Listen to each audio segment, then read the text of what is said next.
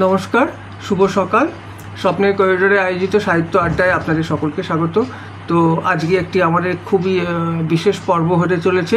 আমাদের সঙ্গে রয়েছেন একজন খুবই বিশিষ্ট মানুষ এবং আপনারা প্রশ্ন করতে পারেন এবং একজন বিশিষ্ট কবি, তিনি একজন গল্পকার ও তিনি উপন্যাসও লিখেছেন এবং তিনি একজন ভালো সংগঠক।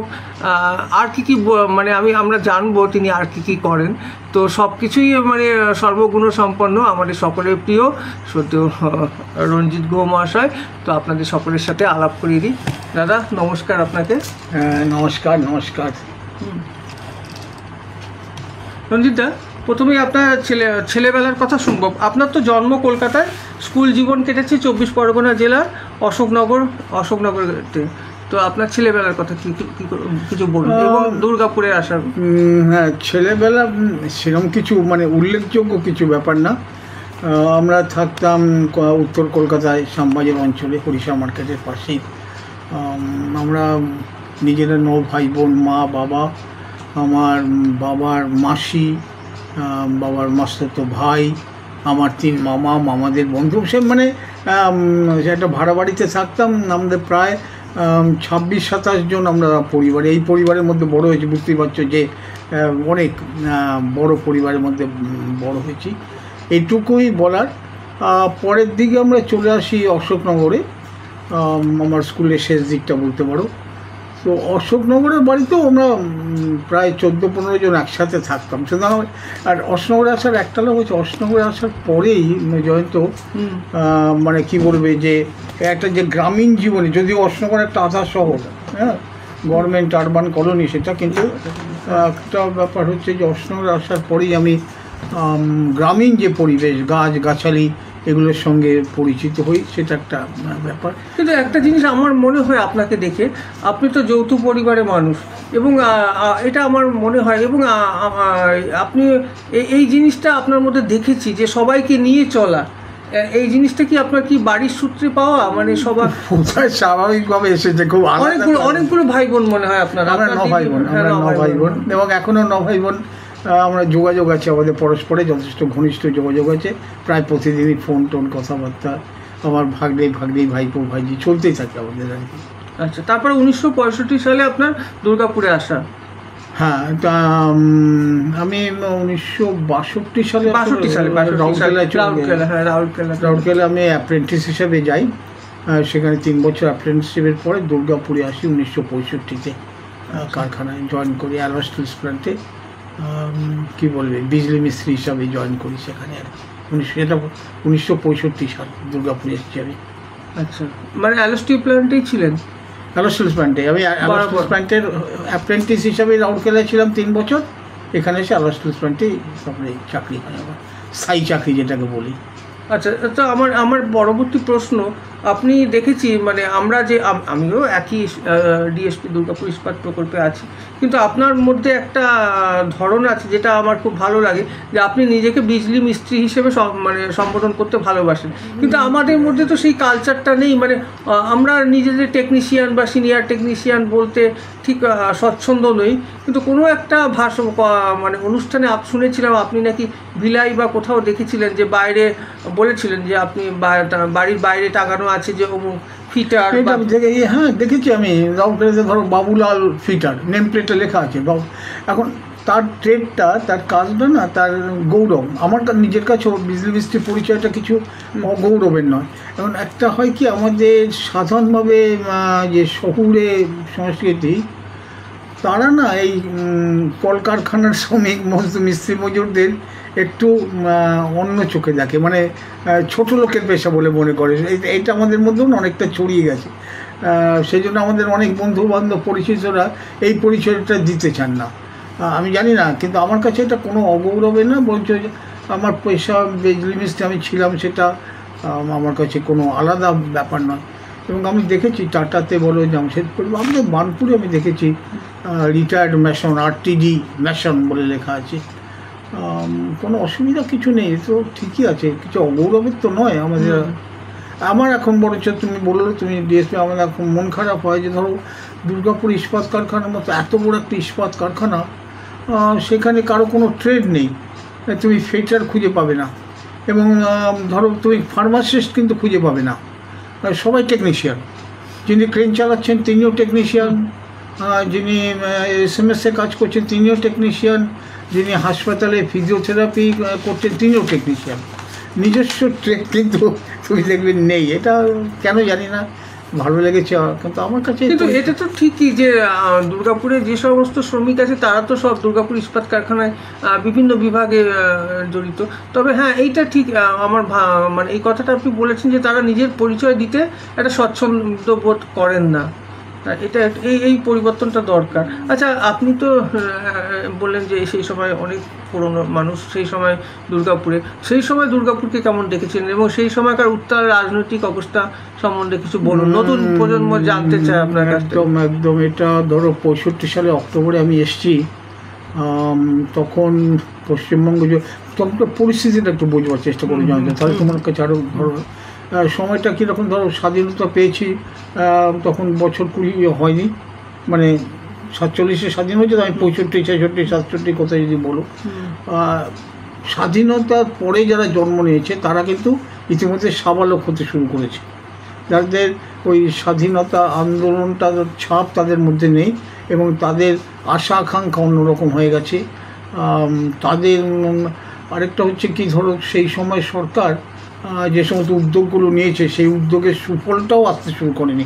মানে দুর্গাপুর ইস্পাত কারখানা হবার পরে তার যে সামগ্রিক সাফল্যটা দেশে আসবে সেটাও আসেনি, ফলে একটা টালমাটাল অবস্থা ছিল, এবং নতুন জেনারেশন শুরু হয়ে যাচ্ছে কিন্তু ভেবে দেখো স্বাধীনতার পর সেই সময়টা। সুতরাং সেই সময়টার একটা ব্যাপার ছিল তদানীন্তন যে কংগ্রেস সরকারের বিরুদ্ধে একটা সাধারণ ক্ষোভ, কারণ অকারণ বিশ্লেষণ না করি, যে এই তো আমার বয়স 20 হয়ে গেল, স্বাধীনতার পর কোথায় আমার চাকরি করি, কোথায় কী হচ্ছে, দেশের তো এই উন্নতি হয়নি, এখনও এই হচ্ছে না। তো একটা সাধারণ ক্ষোভ তদানীন্তন সরকারের ওপরে ছিল, কংগ্রেসের ওপরে ছিল। সেটা আমাদের কারখানা জীবনেও তো সেটা প্রয়োগ অনেকভাবেই হয়েছে, নানাভাবে। সেটাতে একটা টালমাটাল ছিলই, কোনো সন্দেহ নেই। না, এই একটা কথা আমি একটু ইন্টারাপ্ট করছি। আমার মনে হয় এখন যে কংগ্রেস সরকারের এই যে নেহরুর এই যে দিকটা, এটা কিন্তু খুব আলোচনা করে না। এই যে যে কারখানা তৈরি করা, যে সরকারি উদ্যোগে, এবং সেখানে পাবলিক সেক্টরগুলো করা, যে তাতে মানুষরা কিছু চাকরি করবে, হ্যাঁ, তো সেইটা কিন্তু একটা মহৎ উদ্দেশ্য ছিল। আজকে যেমন সব কিছু প্রাইভেটাইজড হয়ে যাচ্ছে, বলছে সরকার কোনো দায়িত্ব নেবে না চাকরি বাকরির ক্ষেত্রে। এইটা জয়ন্ত সত্যি কথা আমার কাছে বিস্ময় লাগে। ধরো আমার নিজের কাছে প্রশ্ন ছিল বরাবর, এখানে যাদের সঙ্গে যোগাযোগ বলতাম, যে একটা বেসরকারি কারখানাতে শ্রমিক মজুরের যে ভূমিকা, একটা সরকারি কারখানাতেও শ্রমিক মজুরের কি একই ভূমিকা হবে? এবং স্বাধীনতার পর ভারতবর্ষে নতুন করে কলকারখানা, যেটা আমরা আজকে নেহেরু অর্থনীতি বলি, আমরা নেহেরু এবং ইন্দিরা গান্ধী যেটা করেছিল, দিকে সত্যি এটা কিন্তু একটা রিমার্কেবল কাজ। আমার মনে হয় এই কাজগুলোর রেজাল্ট পেতে, ধরো একটা ইস্পাত কারখানা হলো, ইস্পাত কারখানা হবার পরে আমার সেই কারখানা লোহা লক্কর দিয়ে ব্রিজ হবে, রাস্তা হবে, নানা, এই যে এটা হতে একটা আবার সময় লাগে। এরকম তো আজ হলো, সেটা তো সাকসেস হয়েছিল, মানে হয়েছে তো, একটা সময় 33,000 লোক ছিল ভীষণভাবে। কিন্তু দুর্ভাগ্য হচ্ছে সেই সময় বেশ রাজনৈতিক অনেক নেতৃত্ব, তারা কংগ্রেসের এই কাজটাকে তেমন গুরুত্ব দিয়ে দেখেনি, বিরোধিতা করেছে নানাভাবে। এখন আবার উল্টোভাবে শুনতে চাই, সেই বিরোধীরাই এখন বলেন যে নেহেরু অর্থনীতি অনেক ভালো ছিল। এটা রাজনীতি যারা করেন, রাজনীতির কি বলবো কারবারি, তারা ভালো উত্তর দিতে পারেন। আমার কাছে খুব বিস্ময়ের যে দেখো, একটা আমাদের মতো গণতান্ত্রিক দেশে একটা সরকারের বিরোধিতা হবে, সেটা নিয়ে তো কোনো প্রশ্ন নেই, এবং সরকার যে দল চালাচ্ছে পরে অন্য দল চালাবে, এটাও স্বাভাবিক, এটাই তো বরঞ্চ চাইব আমরা। কিন্তু সরকারের একটা কাজকে ভালো মন্দ বিচার না করেও বিরোধিতা করব, এটা আমার কাছে কোনোদিন মনে হয়নি। আজও খুব এরকম অনেক কাজ হয়, অনেক কাজ হয়তো সরকার করছে, আমরা এই সরকার করছে বলে বিরোধিতা করছি, নিজের পছন্দ মতো সরকার হলে এটা বিরোধিতা করতাম না। এটা আমাদের কী বলবো, দুর্ভাগ্যই বলি। আচ্ছা, আপনি কি সরাসরি শ্রমিক আন্দোলনের সঙ্গে যুক্ত ছিলেন, মানে কোনো ট্রেড ইউনিয়নের সাথে? হ্যাঁ, সরাসরি যুক্ত ছিলাম, সক্রিয়ভাবে যুক্ত ছিলাম। আমরা একটা ছোট্ট কাহিনী বলতে পারি। আমি 1965 সালে অক্টোবরে আসি, আমাদের তখন কারখানায় নিয়ে যাওয়া এবং কারখানা থেকে নিয়ে আসার জন্য বাস ছিল, প্রচুর বাস কিন্তু বাসগুলো আমাদের কারখানা গেটে আমাদের নামিয়ে দিত। তারপরে আমাদের হেঁটে যেতে হতো বিভিন্ন শপে। এখন এপ্রিল মে মাসে দারুণ রোদে ওই 1-1.5 কিলো গেট থেকে 1-1.5 কিলোমিটার হেঁটে খুব কষ্ট হতো। তো আমরা বারবার দাবি করলাম যে কেন বাসগুলো ভিতরে ঢোকাচ্ছেন না, কেন আমরা এসব হচ্ছে। তো ম্যানেজমেন্ট শোনেনি। এই 3রা মে গতকালই গেল 3রা মে 1966 সালে আমরা বি শিফটে যারা যাচ্ছি তারা বললাম কি না, বাস যদি ভিতরে না যায় আমরা ভিতরে যাবো না। আর ওদিকে শিফটের লোকেরা তারও ছুটে গেছে, তারাও এই আমাদের সাথে জয়েন করলো। তো এইটা করাতে আমরা কারখানা বন্ধ, মানে কোনো লোক যাচ্ছে না। এইটার পরে অনেক ম্যানেজমেন্ট তো কোনো কথা শুনলো না। তো তারপরে থানা, পুলিশ, সাসপেনশন, অনেক কিছু হওয়ার পর মানে আমি বলবো আন্দোলনের মধ্যে জড়িয়ে পড়লাম। তুমি যেটা প্রশ্নটা করছো, সেখান থেকে তখনও ওই ভাবনাটা ছিল, ভাবতাম আমি যে কারখানা ট্রেড ইউনিয়ন কিছু জানিও না, কিন্তু ট্রেড ইউনিয়ন জানতে বুঝতে হবে এবং এটা আমাদের থাকতে হবে। এবং ক্রমে ক্রমে আমি ট্রেড ইউনিয়নের মধ্যে জড়িয়ে পড়ি। তখন ট্রেড ইউনিয়ন কী বৃত্তান্ত, কীভাবে কাজ করে, কি শ্রম আইন আছে ইত্যাদি নিয়ে আমি একটা কোর্স করি। এটা একটা 3 মাসের লম্বা টানা কোর্স ছিল, আসানসোলে হতো, রোজ যেতাম, কারখানা থেকে ছুটি দিত। সেখান থেকে অনেক কিছু জানা বোঝা পড়লাম, তারপরে এগুলো কিছুটা শিখে কারখানাতে। এই জিনিসটা আপনি খুব ভালো বলেন। আমি নিজেও ব্যক্তিগতভাবে 15 বছর তো প্ল্যান্টে কাটিয়েছি, দেখেছি যে খুব সদর্থকভাবে অনেক আমার সিনিয়রদের দেখেছি, তারা পড়াশুনো করতো এবং ট্রেড ইউনিয়ন নিয়ে অনেকে অনেক কথা বলে যে না এই ইউনিয়নগুলো অনেক কিছু বাজে করে, কিন্তু আমি কিন্তু খুব সদর্থক ভূমিকা দেখেছি যে প্ল্যান্টের এটা করতে হবে, এই মেশিন আনতে হবে, এগুলো কিন্তু হয়েছে। এইগুলো এই প্রচারগুলো আসে না, কিন্তু এটা খুব জরুরি। ট্রেড ইউনিয়ন করতে হলে প্রাথমিকভাবে তোমাকে যে কারখানায় আছো সেই কারখানাটার সম্বন্ধে সম্যক ধারণা থাকতে হবে। তো সেই কারখানায় কী পণ্য উৎপাদন হয়, কীভাবে উৎপাদন প্রক্রিয়াটা কী মেশিন আছে, সেই মেশিনের সুবিধা, সেই মেশিন নিয়ে যারা কাজ করছে তাদের সুবিধা অসুবিধা। এটা না করে অনেকে নেমে যায়, কি বলবো, যারা না এমনি রাজনৈতিক কর্মী, তারা আবার এই ট্রেড ইউনিয়নের মধ্যে মাথা গলিয়ে না অনেক গোলমাল করে দেয়। আর ট্রেড ইউনিয়ন করতে হলে কারখানাটাকে, উৎপাদন প্রক্রিয়াটাকে, বিভিন্ন মেশিনের কাজকর্ম এবং মেশিন সংক্রান্ত খবরাখবর, আধুনিক মেশিন। ধরো তুমি আজকে দুর্গাপুর ইস্পাত কারখানার ইস্পাত উৎপাদনের পদ্ধতি পাল্টে গেছে। আগে যে পদ্ধতিতে কাজ হতো এখন সেই পদ্ধতিতে কাজ হচ্ছে না। তো এটা যদি একজন ট্রেড ইউনিয়ন যারা না জানে তাহলে তো মুশকিল হয়। সেদিক থেকে ট্রেড ইউনিয়ন না একটা, তাহলে কি আপনি বলছেন যে এটা আমার একটা বন্ধু, আমরা যখন জয়েন করেছিলাম তো সেই সময় 97-এ মোস্ট প্রবাবলি, তো তখন তো একটু প্ল্যান্টের অবস্থা খারাপ ছিল, তো অনেক বন্ধু আমরা অনেক, কেউ VSNL-এ চলে যায়, কেউ ইন্ডিয়ান অয়েলে, এখনও আছে বিমল বিশ্বাস বলে। তো ওদের যে ইউনিয়নটা, ওরা বলতো ওরা কিন্তু ওদের একটা ইউনিয়ন আছে, সেটা কিন্তু এমপ্লয়িজ ইউনিয়ন, সেটাতে কিন্তু রাজনৈতিক কোনো ব্যাপার নেই। হ্যাঁ, তো আপনি কি এইরকম কিছু বলতে চাইছেন যে রাজনীতি বর্জিত ইউনিয়ন হলে? আমার নিজের এখনও ধারণা যে রাজনৈতিক দলের নিয়ন্ত্রিত ইউনিয়নগুলি শ্রমিকদের চেয়ে অন্য স্বার্থ বেশি রাখে। রাজনৈতিক দলের নিয়ন্ত্রিত যে, সুতরাং এরকম হওয়া দরকার। সত্যি সত্যি একদম আছে, উদাহরণ নেই তা না, বড় উদাহরণ আছে, ছোট ছোট উদাহরণ আছে, যে ইন্ডিপেন্ডেন্ট ট্রেড ইউনিয়ন হবে যারা শ্রমিকের সুযোগ সুবিধা নিয়ে কাজ করবে। তার জন্য যেটুকু রাজনৈতিক পরামর্শ দরকার হয়, রাজনৈতিক যোগাযোগ দরকার হয়, সেটা থাকুক। কিন্তু রাজনৈতিক দলের শাখা সংগঠন হিসাবে ট্রেড ইউনিয়ন কাজ করলে কিন্তু শ্রমিকের উপকার হয় না, বরঞ্চ অনেক ক্ষতি হয়েছে। এবং এগুলো ম্যানেজমেন্টের সঙ্গে একটা তালমেল করে এইসব ট্রেড ইউনিয়নগুলো চলে। এটা শুনতে খুব খারাপ লাগবে যারা ট্রেড ইউনিয়ন করেন, কিন্তু আমার অভিজ্ঞতা তাই। আচ্ছা, তো এবার আপনার লেখালেখি প্রসঙ্গে আসি।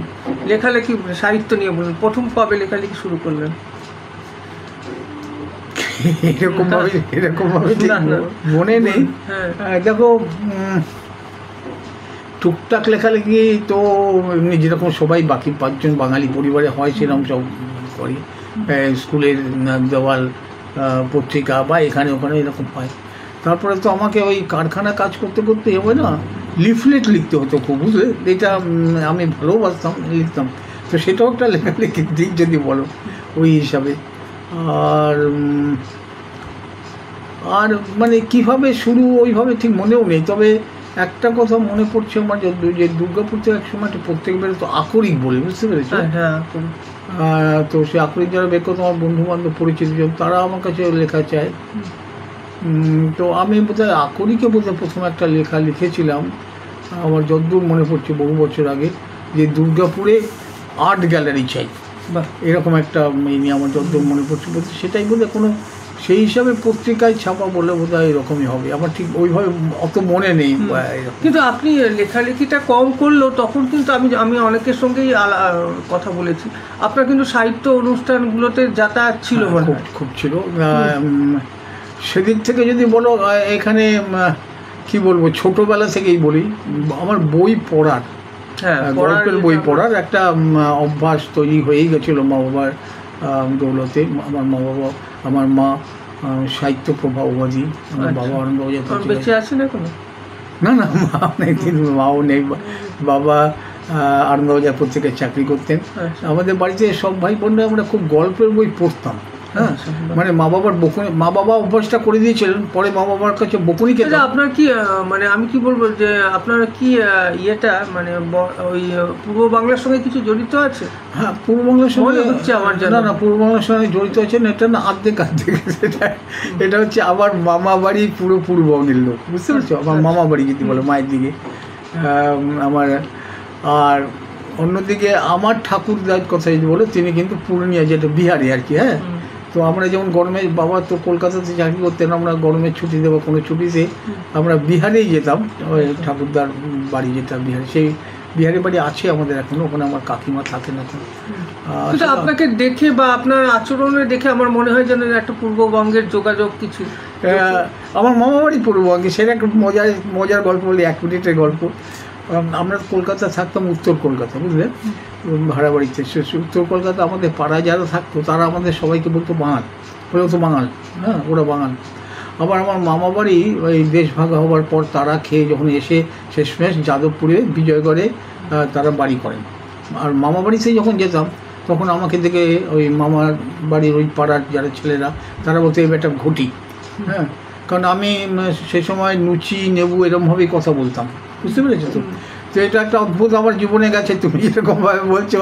আমি যখন কলকাতা থাকতাম আমাকে বলতো বাঙাল, আবার যাদবপুরে মামা বাড়িতে যখন যেতাম সেখানে আমাকে বলতো ওই ঘটি, কারণ বুঝতে পারছো এরকম টানাপোড়েন ছিল। আবার আর এত বছর পরে আমাকে যদি বলো, সব মিলেমিশেই গেছে এবং ওইভাবে কিছু নেই এখন বাড়িতে। তো আর যদি বাঙালদের খাওয়া দাওয়া ইত্যাদির কথা বলো, সেটা তো বাঙাল বলে না, যে বাড়ির মা যেখানকার সেখানকারই ধরনটা, সেই যায় মায়ের ধরনটা। সেখানে বাবার পছন্দের খাবারই বলো বা অন্য ব্যবস্থা তা হয় না, মায়ের ব্যবস্থাটা বেশি হয়। তো রঞ্জিত, আমার আরেকটা প্রশ্ন, আমি সম্প্রতি আরতিদার সঙ্গে অনেক কথা হলো, আরতিদা আজকে চলে যাচ্ছেন, তো সেই সময় স্বগত পত্রিকা উনি আমাকে অনেক দিয়েছেন, মানে মোটা বান্ডিল দিয়ে গেছেন, ওটা নিয়ে আমার কাজ করার ইচ্ছে। তো দুর্গাপুরে স্বগত সাহিত্য পরিষদটা একসময় বেশ ভালো আলোড়ন তুলেছিল। তো তারপরে আমি বিমান চট্টোপাধ্যায় ফোন করেছে, তার সঙ্গে আরতিবাবু কথা বললাম।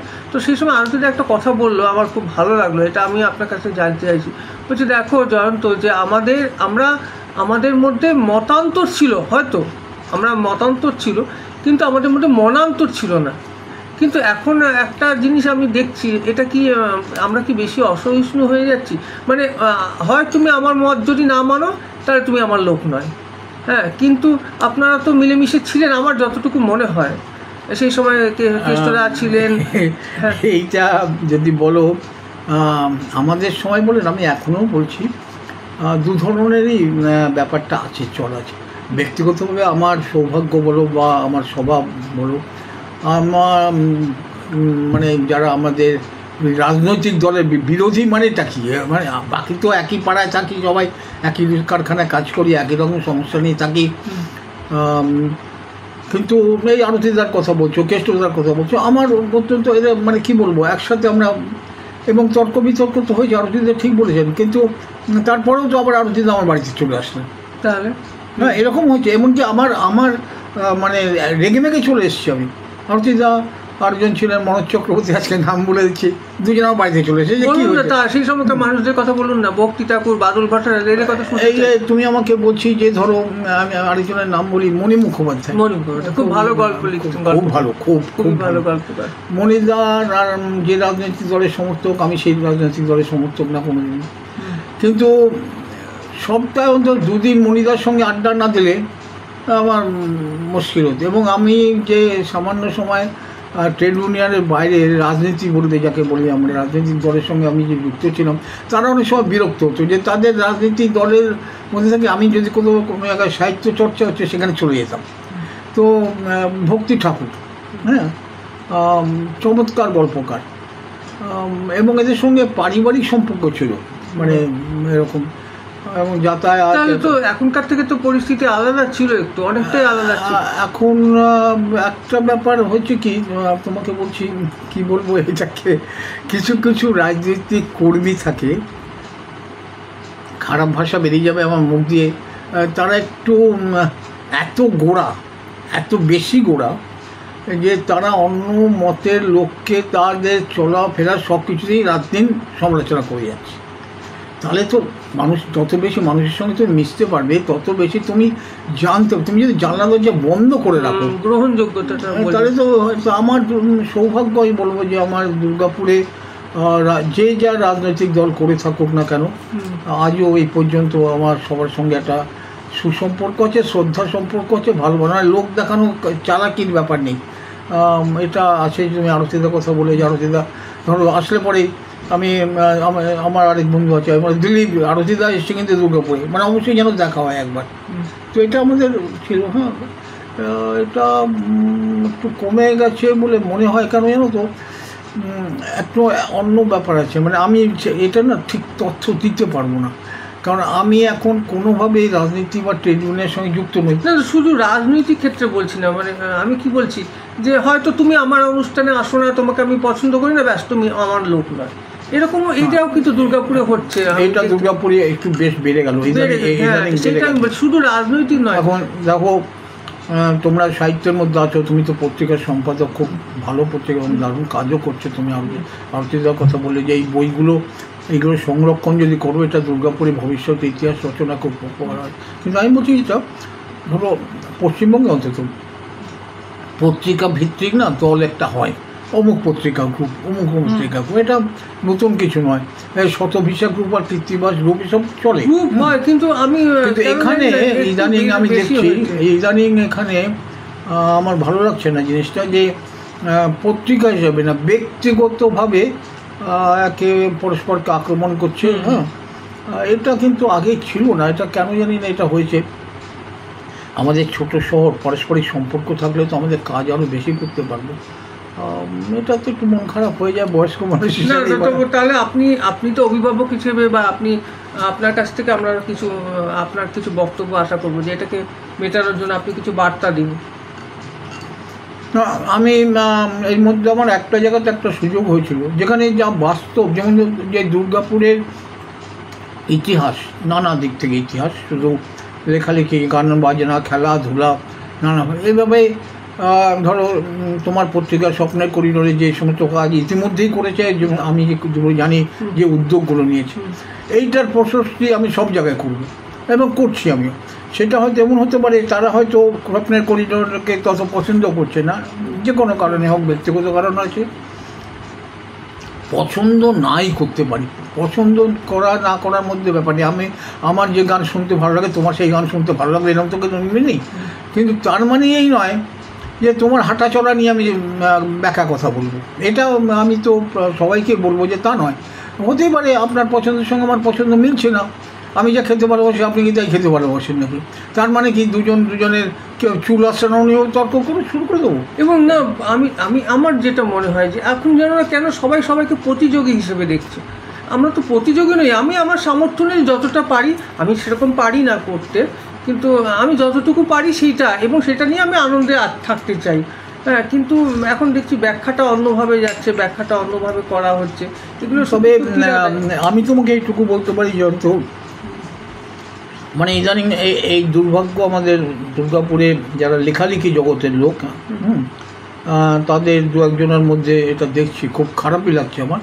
কিন্তু এই ব্যাপারটা কিন্তু দুর্গাপুরের সাধারণভাবে যারা লেখালেখি বা সাহিত্যপ্রেমী মানুষ আছে তারা কেউই কিন্তু পছন্দ করে না। আমি সবার সঙ্গে কথা বলি, কেষ্টবাবু থেকে শুরু করে বিষ্ণু, এবং আজকে ধরো লেখালেখি করে না কিন্তু সাহিত্যপ্রেমী এরকম দুর্গাপুরে অনেক মানুষ আছে, হ্যাঁ, যারা বই পড়েন, সাহিত্য সভায় যান, তারাও কিন্তু এই জিনিসটা একদমই পছন্দ করছেন না। সুতরাং আমরা এটা পছন্দ করছি না, এটা খুব স্পষ্টভাবেই বলে দেওয়া ভালো।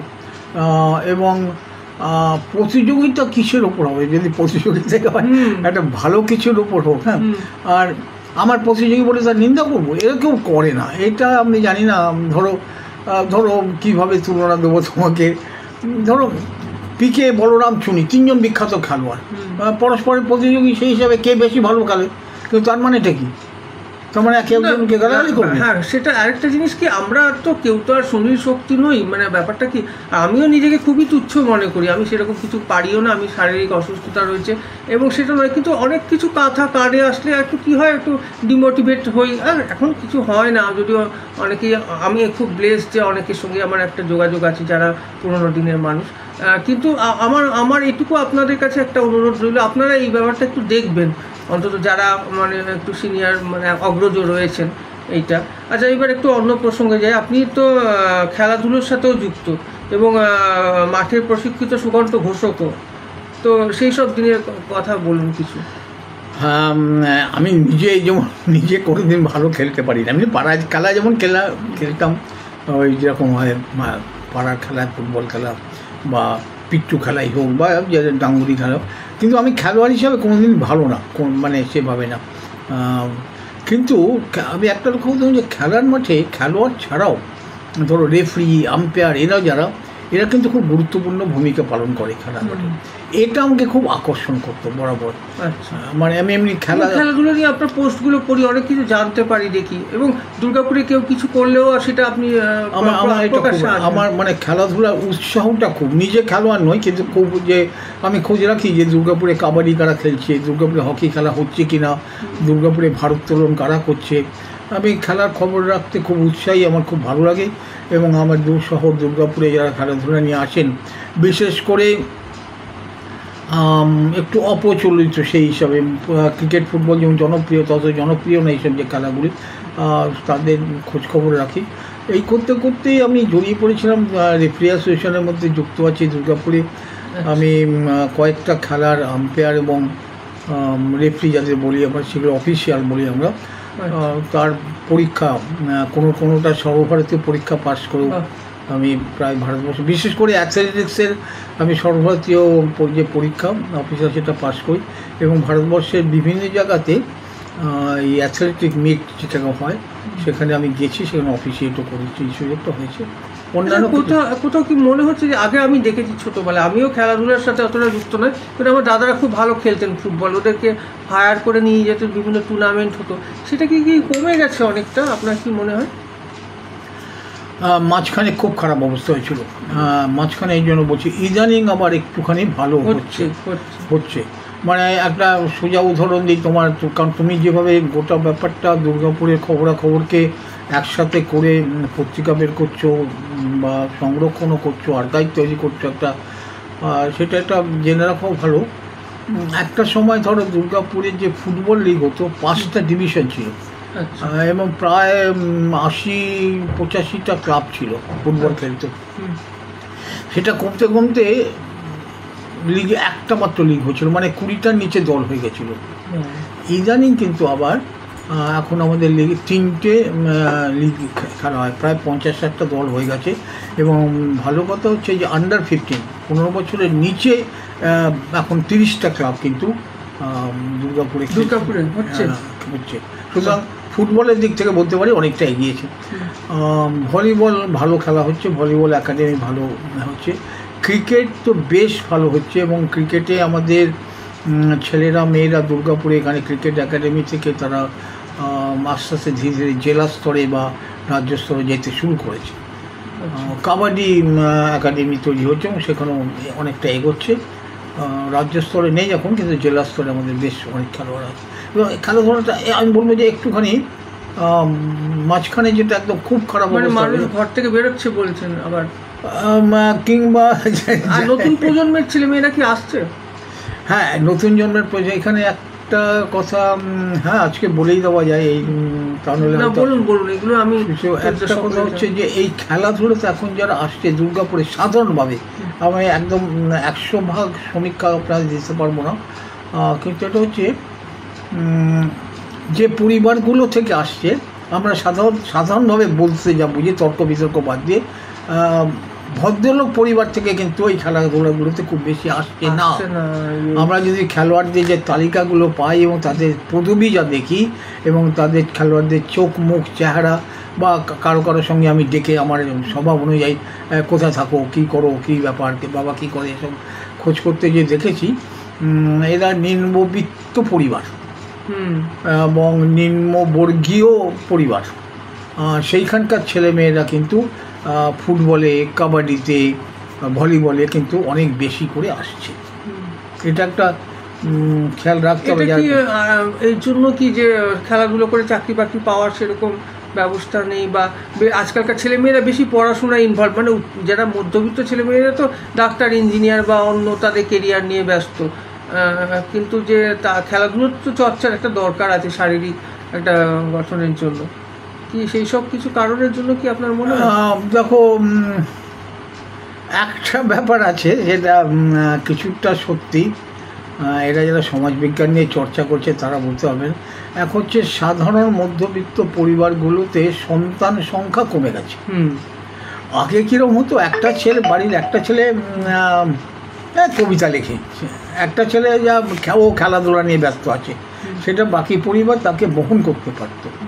এখন বেশিরভাগ বাড়িতে সন্তান সংখ্যা 1 বা 2, তাদের মাথায় প্রাথমিকভাবে তাকে যেন আর্থিকভাবে সে কষ্ট না পায়, সেই ভাবনা থেকেই তাকে পড়াশোনাটা যে করানো হয়, তাকে পড়াশোনার জন্য না, পড়াশোনাটা এই জন্য করা হয় যে জীবিকা হিসেবে একটা ভালো জীবিকা পায়, যেখানে তার আর্থিক সংস্থানটা ভালো থাকে। এই ভাবনাটা তো পাল্টে গেছে, পড়াশোনা করা না, পড়াশোনা কেউ করে না, করে যে কীভাবে পড়লে এটাকে হবে।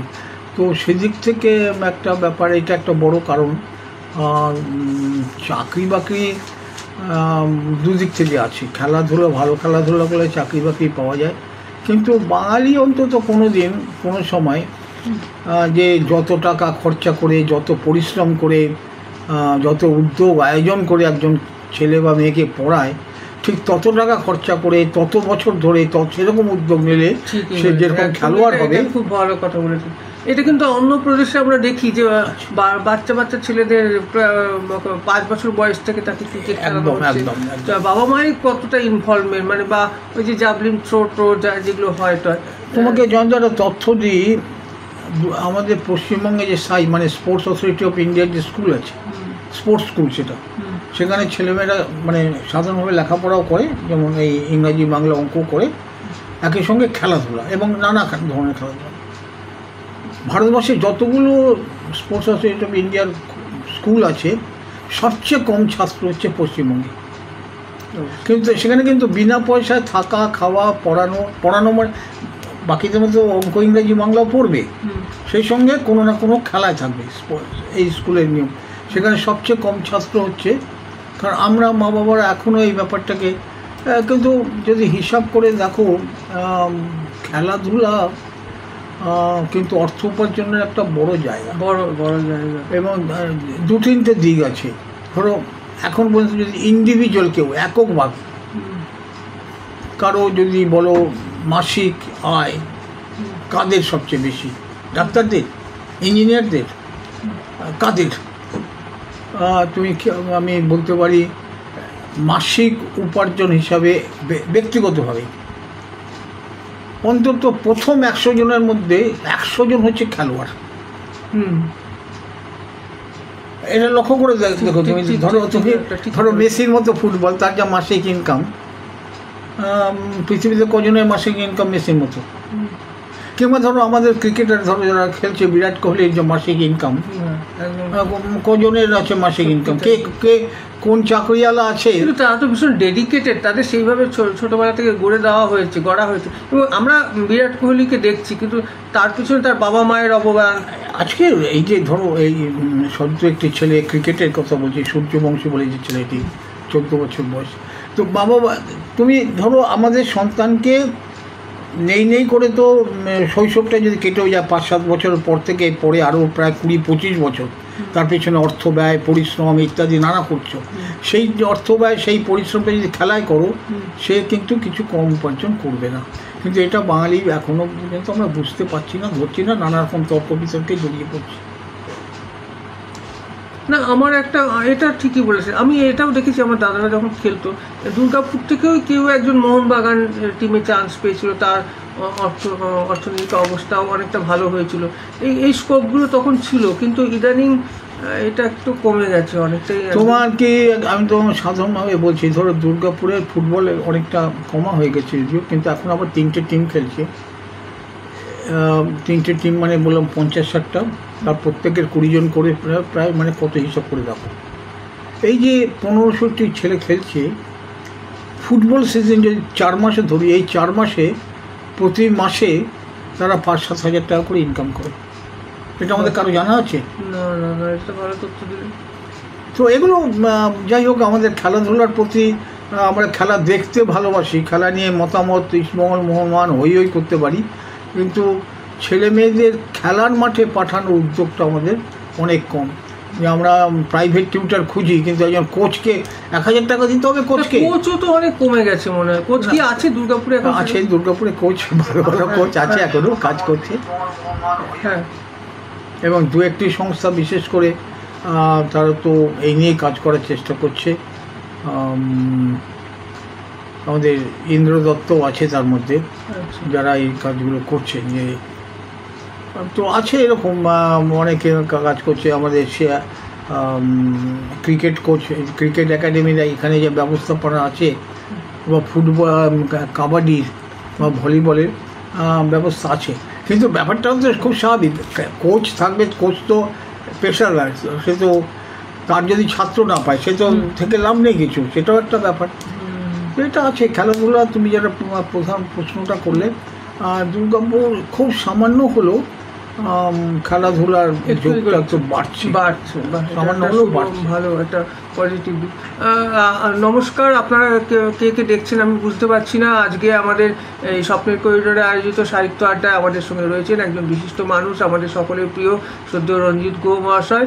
আমি সাহিত্যের পর্বটাতে একটু পরে যাচ্ছি, যেহেতু রঞ্জিতদা অনেক কিছু সংগঠনের সাথে যুক্ত, দুর্গাপুরের অনেক কিছুই জানেন, তো সেই জন্য আমি মানে অন্য প্রসঙ্গগুলো আগে সেরে তারপরে সাহিত্যের প্রসঙ্গে দিয়ে যাব। আচ্ছা রঞ্জিতা, আরেকটাও জিনিসও জানতে চাই যে দুর্গাপুরে যে মাউন্টেনিয়ার অ্যাসোসিয়েশন বা পর্বতাভিযান কেন্দ্র নিয়ে কিছু অনেক কাজ করে বা তার সঙ্গেও আপনি যুক্ত, তো সেসব নিয়ে কিছু বলুন। হ্যাঁ, এটা মানে এই যেমন আমরা বলি যে পর্বতাভিযান, মাউন্টেনিং, আমরা হচ্ছে স্পোর্টসের সম্রাট। তো দুর্গাপুরে ডিবিসির কর্মচারী ছিলেন বিজন পাল, ডিএসপির কর্মচারী ছিলেন মনোরঞ্জন দত্ত, আর অ্যালাস্টেন্স প্ল্যান্টের একজন ছিলেন প্রশান্ত মুখার্জি। কী করে এই দুর্গাপুরের তো ধরো এটা ওটা মিলিয়ে স্টিল তৈরি হয়, অ্যালাস্টিল তৈরি হয়, এইটা 3 জনে মিলে প্রথম দুর্গাপুরে পাহাড়ে চড়া পর্বতাভিযান এটা করেন। 3 জনই খুব অ্যাডভেঞ্চার প্রিয় মানুষ ছিলেন, আমার সঙ্গে ব্যক্তিগত পরিচিত ছিলেন। এবং এরা 3 জনই আমাকে বলে যে, আমার সিনিয়র 3 জনই, যে তুমি এটার মধ্যে এসো। তাহলে তো আমি তো জন্মে পাহাড়ে চড়িনি। তো বলছে না, সেটা কোনো ব্যাপার না, এটা একটা, তো এর মধ্যে জড়িয়ে পড়ি। ক্রমশ এইটা তো দুর্গাপুরে বলতে পারবে সেই সময় পশ্চিমবঙ্গ জুড়ে পর্বতাভিযান বাঙালিদের নন্দা ঘুঁটি টন্টিতে হয়েছে, এখান থেকেও করা হলো। গেলডুম বলে একটা অভিযান করা হয়েছিল, সাকসেসফুল। পরে 18 রুম হোস্টেলে, এটা এখন 18 রুম হোস্টেলে যেটা আছে দুর্গাপুর মাউন্টেনার্সের, এখন সেটাতে আছে। এরপরে হলো কি, প্রধানত ডিএসপিতে নতুন কিছু ইঞ্জিনিয়ার জয়েন করলো, বুঝতে পেরেছ? এই সময় প্রায় এফসিআইতে এক ভদ্রলোক ছিলেন কনক দত্ত, উনিও একটা ক্লাব করেছিলেন, পাহাড়ি ক্লাব। আর পরের দিকে ডিএসপিতে বেশ কিছু নতুন ইঞ্জিনিয়ার্স আসলো। এখন যেটা হয়, পুরনো মাউন্টেনিং ক্লাবের চলনের সঙ্গে এদের চলনটা মিলছিল না, এরা আবার একটা নতুন করে ক্লাব করলো হিমালয়ান হাইকার্স নাম দিয়ে। আমি সেটাতে যুক্ত হয়ে গেছিলাম। তারপরে আমরা করতে করতে আমাদের যখন বয়স 40 হয়ে গেল, আমরা তখন ঠিক করলাম যে 40 ঊর্ধ্ব যারা আছে তাদের নিয়ে একটা পর্বত অভিযান করব। তো আমাদের প্রথমে নাম হয়ে গেল 40+। তো যেটা হয় মানে নতুন জেনারেশনের সঙ্গে একটু তফাৎ হয়, তাদের চলা আমাদের একটু ঢিলে চলা থাকে। তারপরে তো সেখান থেকে আবার একটা ক্লাব তৈরি, 40+ আবার একটা ক্লাব করে। এভাবে মাউন্টেন মুভমেন্টটাও দুর্গাপুরে বেশ জোরদার, এবং আমরা দুর্গাপুর থেকে বেশ কিছু অভিযান হয়েছে, যেটা বলার মতো অভিযান। এবং এখনও দুটো ক্লাব খুব কার্যকরী আছে এবং তারা কাজ করে। দুর্গাপুর মাউন্টেনিয়ার্স ক্লাব, যেটা বলে প্রথম ক্লাব আমাদের, এখন এই তৃণমূল স্টেটের অফিস। ছোটদের স্কুল ছাত্রছাত্রীদের জন্য বছরে 2বার ক্যাম্প করা, বিভিন্ন পর্বত অভিযান করা, সাইকেলে অভিযান করা, এগুলো চলছে। এবং আমি এর মধ্যে অল্প বিস্তর যুক্ত আছি, আমার খুব আনন্দের সঙ্গে আছি, খুব ভালো আছি। বাহ, এগুলো দেখলে আপনার মুখ থেকে শুনলে ভালো লাগে যে দুর্গাপুরে এসব কাজ হচ্ছে। আচ্ছা, আরেকটা বিষয় আমি জানতে চাইবো, যেটার সঙ্গেও আপনি যুক্ত। তো দুর্গাপুরে যে বিশেষভাবে সক্ষম মানুষ, চাইল্ড রয়েছেন, হ্যান্ডিক্যাপ যারা, সেসব নিয়েও তো কিছু কাজ হচ্ছে, তো সেসব নিয়ে কিছু বলুন। একটা কাজ হচ্ছে, মানে খুব বড় রকম কাজ হচ্ছে। একটা হচ্ছে প্রথম এখানে একটা কাজ খুব বড় হয়, সেটা গোটা ভারতবর্ষের মধ্যে অন্যতম, আর কোথাও হয় না। সেটা হচ্ছে জন্মবধির যে বাচ্চারা, জন্মবধির হলেই সে বোবা হয়, কথা বলতে পারে না, কানে শোনে না বলে কানে শোনে না। জন্মবধির যারা, তাদেরকে কথা বলা শেখানো হয় সাহস নামে একটা অর্গানাইজেশন। এটা কিন্তু দুর্গাপুরে। ওই এজন্য কি এটা? না, এটা বিধাননগরে সাহস। বা এটা একটু ভালো করে বলুন। এটা হচ্ছে, সকলেই জানতে চান। আমাদের নানা কারণে আমাদের অনেকেই জন্ম থেকেই বধির হয়, কালা, কানে শুনতে পায় না। আর আমরা যে কথা বলি সেটা হচ্ছে কানে শুনতে পাই বলেই কথা বলতে পারি। তো আমাদের তো সেখানে যোগাযোগ করবে সাধারণ মানুষ কিভাবে? কোনো অসুবিধা নেই, তোমার সঙ্গে যোগাযোগ করলেও হবে, আমার সঙ্গে যোগাযোগ করলে হবে। সাহস ওখানে সংগঠনটি দীর্ঘকাল ধরে কাজ করছে, প্রায় 25 বছর হয়ে গেল তারা এই কাজটা করছে বিধাননগরে। তাদের বড় বাড়ি, কাজকর্ম। এবং এখন ভারতবর্ষে কেউ কোনো হাসপাতালে কেউ যদি যায় যে এই অঞ্চলের লোক, অন্তত যে আমার বাচ্চাটা জন্ম থেকে কানে শোনে না, কথা বলে না, কী করবো, তারা অবিলম্বে বলে সাহসে চলে যান। এখানে কিন্তু সাইন ল্যাঙ্গুয়েজ না, আমাদের মতো কথা বলা, এবং ওখান থেকে কথা বলা শিখে ছেলেমেয়েরা এখন বিভিন্ন কলেজে পড়াচ্ছেন অধ্যাপক হিসাবে। সেটা কি কোনো ট্রিটমেন্ট না থেরাপি? না, ট্রিটমেন্ট নয়, এটা একটা পদ্ধতি আছে, বিশেষ পদ্ধতি। বিশেষ পদ্ধতিতে তাদের কথা বলা শেখানো হয়। আচ্ছা। কারণ তাদের কথা বলার যে যন্ত্র সেটা ঠিক আছে, কানে শোনে না বলে, তো কানে শোনানোর একটা ব্যবস্থা করা হয়। সেটা তো এটা এক। এছাড়া এই জন্য একটা আছে, হ্যাঁ, যেটা বলছি, যেটা আমাদের বিশেষ চাহিদার শিশু বলি। বিশেষ চাহিদা নানা রকম হয়, মানে নানা কারণে, যেটাকে আমরা বলি সেরিব্রাল পালসি বলি, ডাউন সিনড্রোম বলি, অটিস্ট আছে, এরকম বিভিন্ন ধরনের সন্তান হয়, যাদের কিছু কিছু জন্ম থেকেই বা জন্মের পরে পরে কিছু অসুবিধা হয়। এটা ঠিক অসুখ না, মানে একটা অবস্থা। তো এদের খুব অসুবিধা, খুব রকম অসুবিধা, এদের পরিবারের অসুবিধা, নিজেদের কাজ নিজেরা এরা প্রায় করতেই পারে না। তো তার জন্য খুব দীর্ঘ মেয়াদি, খুব ধীরে ধীরে তাদেরকে তৈরি করতে হয়। আচ্ছা। এবং এই জন্য কিন্তু অনেক অটিস্টিক বাচ্চা তো দেখছি, আমি টিভিতেও দেখি যে ভালো কাজ করছে, পিয়ানো বাজাচ্ছে, ইয়ে করছে, তো সেগুলো কি সম্ভব? মানে তাদেরকে একটু সুস্থ ফেরা। 1 নম্বর হচ্ছে মা বাবা, সেই বার্তাটা আপনি একটু দিন।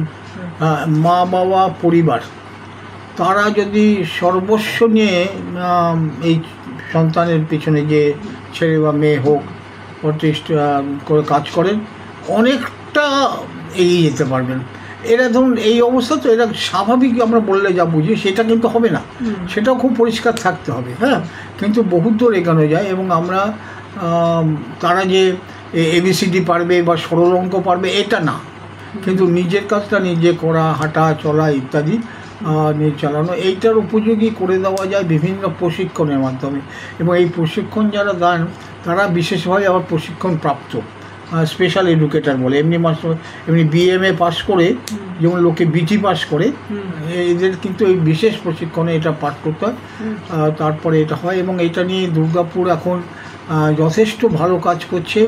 সেটাও তোমাকে বললাম যে সাহসের ক্ষেত্রে যেমন বিভিন্ন হাসপাতাল বলে দেয়, এক্ষেত্রে সংস্থাগুলোর নাম কি মনে আছে আপনার? হ্যাঁ, না বলছি আমি, সংস্থার নাম তো বলতে হবে। দুর্গাপুরে এরা কাজ করে, সংক্ষেপে বলে স্টার।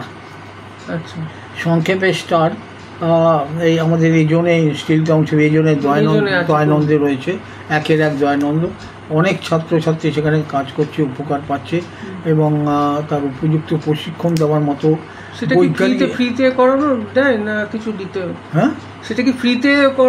না, এটা ফ্রিতে করা যায় না, ফ্রিতে করা হয় না, ফ্রিতে করা যায়ও না। কেননা এই যে হ্যাঁ, টিচার্সরা আছে, থেরাপিস্টরা আছে, তারপরে এদের জন্য যেহেতু এরা নিজেদের চলনটা নিজেরা ম্যানেজ করতে পারে না, অনেক কেয়ারটেকার রাখতে হয়। আচ্ছা, সেখানে কি তাদের থাকার ব্যবস্থা আছে নাকি? না, আমাদের এখানে থাকার ব্যবস্থা নেই স্টারে, কিন্তু দুর্গাপুরে একটা অর্গানাইজেশন আছে যারা বিশেষ চাহিদার শিশুদের থাকার ব্যবস্থা করেছে। সেটা একটুখানি জয়ন্ত আজকে খোলামেলা তোমার সঙ্গে কথা বলি, আমাদের এই থাকার ব্যবস্থাগুলো অনেকে হয় কি, অনেক পরিবার এই ধরনের সন্তানকে নিয়ে চলতে না চায় না, তারা নানা কারণে বিরক্ত করে। তারা কোনোভাবে যদি ছেলেটাকে কিছু টাকার বিনিময়ে কোথাও থাকার ব্যবস্থা করে দেয় তাহলে তারা নিষ্কৃতি পায়। আমি অনেক বাবা মাকে দেখেছি তারা লড়ে যাচ্ছে, মানে তারা এই যে লড়ে যাচ্ছে যে মা বাবারা, তাদেরকে আমি পরিষ্কার বলতে পারি যে দুর্গাপুরে স্টার বলে যে সংগঠনটি আছে আর প্রশিক্ষণ কেন্দ্র আমরা বলবো, সেখানে যোগাযোগ যদি করেন, যারা লড়ে যাবেন এবং মেনে নেবেন যে আমি একটা অসুবিধার মধ্যে আছি, মেনে নিতে হবে, তাহলে কিন্তু আমি বলবো অনেক দূর এগোতে পারবেন, আপনারা অনেক দূর এগোতে পারবেন এবং অনেকটা নিশ্চিন্তে কাটাতে পারবেন। কিন্তু প্রাথমিকভাবে রোজকার দৈনন্দিন জীবনে অন্য যে মানুষের আমোদ আহ্লাদ সেসবগুলো ছেড়ে দিতে হবে এই সন্তানের জন্য। এটাকে মেনে নিলে পরে এবং পরিবারের নিন্দা চ্যালেঞ্জ হিসেবে নিলে, এবং তাদের ছেলেমেয়েরা অনেক কিছু করছে, অনেক কিছু সাকসেস স্টোরি, প্রচুর সাকসেস স্টোরি। আমি বলছি তোমাকে, অটিস্ট ছেলেমেয়েরা তারা গল্প লিখছে, তাহলে ভাবো, কথা বলে না, টাইপ করতে পারে। হ্যাঁ, এটা অনেক থেরাপি বেরিয়ে গেছে, এখন অনেক থেরাপি বেরিয়েছে। এবং এই স্টার তুমি যেটা বলছো দয়ানন্দে, তারা নিয়মিতভাবে কলকাতা থেকে বিভিন্ন থেরাপিস্ট নিয়ে আসেন যারা অভিজ্ঞ এই ব্যাপারে, এবং অনেক উন্নতি হয়েছে এখানে। শুধু অটিস্ট নয়, আমি বললাম সেরিব্রাল পালসি হোক, ডাউন সিনড্রোম হোক, অনেক রকমের আছে। হ্যাঁ, তারা অনেক উপকার আছে। মেন্টালি রিটার্ডেড কিছু থাকে, নানা রকম খুব কাজ। এবং দুর্গাপুরে আমরা বেশ গর্বের সঙ্গেই বলতে পারি যে এটা একটা বড় কাজ। এরকম অনেক আশার আলো খুঁজে পাওয়া যাচ্ছে আপনার নিশ্চয়ই কথাবার্তায়। নমস্কার, আর স্বপ্নের করিডোরের পত্রিকা আয়োজিত সাহিত্য আড্ডায় সকলকে স্বাগত। আসলে আগের থেকে আমার বলা ছিল না বলে হয়তো অনেকে দেখতে পাচ্ছে না, পরে দেখতে পাবে। তো যাই হোক রঞ্জিতা, এবারে আপনার কাছ থেকে শুনবো যে আপনি যে দোল উৎসবটা করতেন সেটার একটু ইতিহাসটা বলুন। কত সাল থেকে শুরু হয়েছিল এবং কিভাবে আপনার মাথায় এলো? সেটা তো খুব দুর্গাপুরে একটা পরিচিত উৎসব, সকলেই বলে। দোল উৎসবের কি বলবো, ভাবনাটা বহুদিন ছিল। এমনিতে আমি যেখানে থাকতাম আমার পাড়াতে সবাই মিলে সব বাড়ির লোকজনকে ডেকে নিয়ে এসে রাস্তাতে হলো করে দোল খেলতাম। পরের দিকে আমার মাথায় আসে যে এটা আরেকটু সংগঠিতভাবে দোল উৎসব করা যায় কিনা। এবং এই উৎসবটার আমার মাথায় ছিল, একটু জানি না কথা ভারী হয়ে যাবে কিনা, যে আমাদের কারখানা শহরের যে নিজস্ব ধরন, মানে অনেক আমার দোল উৎসবের পর অনেকে বলেছে এটা একটা দ্বিতীয় শান্তিনিকেতন ইত্যাদি। না, একেবারেই না, মানে শান্তিনিকেতনের অনুসরণ নয়। মানে আমার মাথাতেই ছিল যে কারখানা শহরের নিজস্ব একটা বিনোদন, নিজস্ব উৎসব ধরন এটা করবো। সুতরাং এটা শুরু হয় অনেক বছর, প্রায় 20 বছর এটা টানা চলে। তারপরে কিছু অসুবিধা দেখা যায়, কোভিড দেখা যায়, ওই পার্কে হতো সেটা 20 বছর বাবারে, মানে সেটা কত সালে শুরু হয়েছিল মোটামুটি? 2003। আচ্ছা। তারপরে টানা চলে অনেকদিন। তো এই দোল উৎসব একটা অন্য ঢং দিয়েছিল, মানে অনেকে এটা ভুল করতে হয়েছে। এবং এটা কিন্তু এই দোল উৎসবে মনে রাখতে হবে যে দুর্গাপুরে সব ধরনের মানুষ কিন্তু এখানে যোগ দিতেন। এখানে যেমন কলমিস্ত্রি আসতেন, বলুন, মাছ বিক্রেতা আসতেন, তেমনি অধ্যাপকরা আসতেন। মানে শুধু কবি সাহিত্যিকদের অনুষ্ঠান ছিল না? না, কবি সাহিত্যিকদের অনুষ্ঠান এটা ছিল না। আপনি তো কবিদের একদম মানে বিপুল সংখ্যায় কবি সাহিত্যিকরা আমাদের এই দলে এসছেন, আনন্দ করেছেন বিপুল সংখ্যায়, কিন্তু কবি সাহিত্যিকদের অনুষ্ঠান না। আমি এটা বলতে চাইছি, তারা মানে দুর্গাপুরে কবি সাহিত্যিকরা বিপুল পরিমাণে এসছেন। কিন্তু আপনি তো সেই অনুষ্ঠানে কবিদের সম্মানিত করতেন। সেখানে একটা অনুষ্ঠান ছিল, একটা সাহিত্য পুরস্কার দেওয়া হতো আমার বাবার নামে, অজিত মোহন ঘোষ সাহিত্য পুরস্কার হিসাবে দুর্গাপুরের কবিদের প্রধানত পুরস্কার সেটা দেওয়া হচ্ছে, সেটা দীর্ঘ দেওয়া হচ্ছে, সেটা খুব জনপ্রিয় হয়েছিল। কিন্তু আমি আবারও বলছি, জয়ন্ত এই দোল উৎসবে দুর্গাপুরের লেখালেখি জগতে মানুষরা খুব সাদর যারা আমন্ত্রণ জানাতাম তারা আসতেনও, আনন্দ উপভোগ করতেন। কিন্তু এই দোল উৎসব ছিল যে দুর্গাপুরের একটা নিজস্ব ঘরানার উৎসব। আর সেখানে বললাম তো তোমাকে, অধ্যাপকরাও ছিলেন, ডাক্তারবাবুরাও থাকতেন, কলমিস্ত্রিও থাকতো, মাছ বিক্রেতা থাকতো, ঠিকাদার থাকতো, সব কিছু স্মরণীয় ঘটনার কথা। এবং কি বৃদ্ধাশ্রম থেকে আমরা তাদেরকে ধরে নিয়ে আসতাম, আমন্ত্রিত করে এখানে থাকতেন। কিছু স্মরণীয় কথা বলুন সেই দোল উৎসবের কিছু ঘটনা আপনার মনে আছে? দোল উৎসব উপলক্ষে নানা রকম মজা হতো। একটা হচ্ছে সারাদিন ব্যাপী অনুষ্ঠান, সকাল 9টা থেকে দুপুরে খাওয়া দাওয়া ওখানে হতো, খুব মজা আনন্দ, নাচ গান যে যার মতো হতো এবং স্বতঃস্ফূর্ততা ছিল। যেমন মানে দোল উৎসব উপলক্ষে গান বাজনার আসর এরকম না, এই ধারণাটা ঠিক না যে দোল উৎসব, ওই জন্য আমাকে অনেকে বসন্ত উৎসব হয়, ওরা বসন্ত উৎসব না, দোল উৎসব হতো, নাচ গান হতো, মজা হই হই হতো, খাওয়া দাওয়া হতো, একটা অন্যরকম নানা ধরনের জিনিস হতো। এবং আড্ডা, কিছু হ্যাঁ আড্ডাও, মানুষের আড্ডা খুব আড্ডা হতো, খুব বসে গল্প করা, একটু আবার তো করে অনেক পত্রপত্রিকা বেরোতো ওই দোল উৎসব উপলক্ষে, সেটাও বেরোতো। এবং সত্যি সত্যি বলছি যে এত এর মধ্যে জমে গেছিলো যে দোল উৎসবের জন্য আমি অন্তত বেশ 10-15-20টা পরিবারের নাম তোমাকে এক্ষুনি বলতে পারি, যারা প্রস্তুতি নিত 1 মাস 1.5 মাস আগে থেকে, এবং দোলের শাড়ি কিনবো, কারণ ওই শাড়ি পরে দোল খেলতে আসবো, এরকম একটা মানে ভিতরে চলে এসেছিলো দোলের জন্য প্রস্তুতি। দোলেতে এবার আমি ওই গানটা গাইবো, দোলেতে এবার এই নাচটা নাচবো, এরকম প্রস্তুতিও হয়ে। তো বন্ধ করে দিলেন কেন? হয়তো আমি বলছি যে আপনার বয়স বা আপনি তো কাউকে আর কয়েকজনকে যুক্ত করে আবার এটা শুরু করতে পারেন। এটা ঠিক, যত বন্ধ করে দিয়েছি না, তার প্রধান এবং একমাত্র কারণই হচ্ছে কোথায় করব। আগে আমরা কুমারমঙ্গলম পার্কে করতাম, কিন্তু আমার দলে সময় বলছি যেহেতু নানা ধরনের মানুষ আসতেন, আমাদের একটা মাত্র শর্ত ছিল যে কেউ মদ খাবেন না, মদ খেয়ে আসবেন না, যাতে আমরা এই একটা ছিল, সেটা ভালো মন্দ উচিত অনুচিত আমি তর্ক করছি না, কারণ ওখানে নানাজনে আসেন, তারা মন খুলে নাচেন। এখন একটা কলেজের অধ্যাপিকা বা অধ্যক্ষা নাচছেন, এগুলো তো একটু সতর্ক থাকতে হতো। ফলে আমাদের ওই দিন পার্ক কর্তৃপক্ষ অন্য আমাদের আমন্ত্রিত ছাড়া আর কাউকে ঢোকার অনুমতি ছিল না, বন্ধ থাকতো 3টে পর্যন্ত, আমাদের ওই পাশ নিয়ে ঢুকতে হতো। সেই ব্যবস্থাটা এখন আর করা যাচ্ছে না কুমারমঙ্গলম পার্কে। অন্য যেসব জায়গাগুলো আছে সেগুলো এতটা খোলামেলা, আমি খুব সাহস করছি না যে সেখানে করব। তারপরে এই পার্কটা সম্বন্ধে আপনার কাছ থেকে জানতে চাইছি, আপনি হয়তো বলতে পারবেন। আমার এই দুটো জিনিসই আমার খুব খারাপ লাগে। প্রথমত এক তো চিত্রালয় হলটা, আর হচ্ছে যে আমার এই কুমারমঙ্গল পার্ক, এটা তো আমরা ছোটোবেলায় তো খুবই যেতাম, খোলা ছিল, তো আমাদের একটা বিনোদনের জায়গা ছিল। তো এইগুলো কি কোনোভাবে ডিএসপি কোনো নজর দিচ্ছে না, বন্ধ করে রাখছে?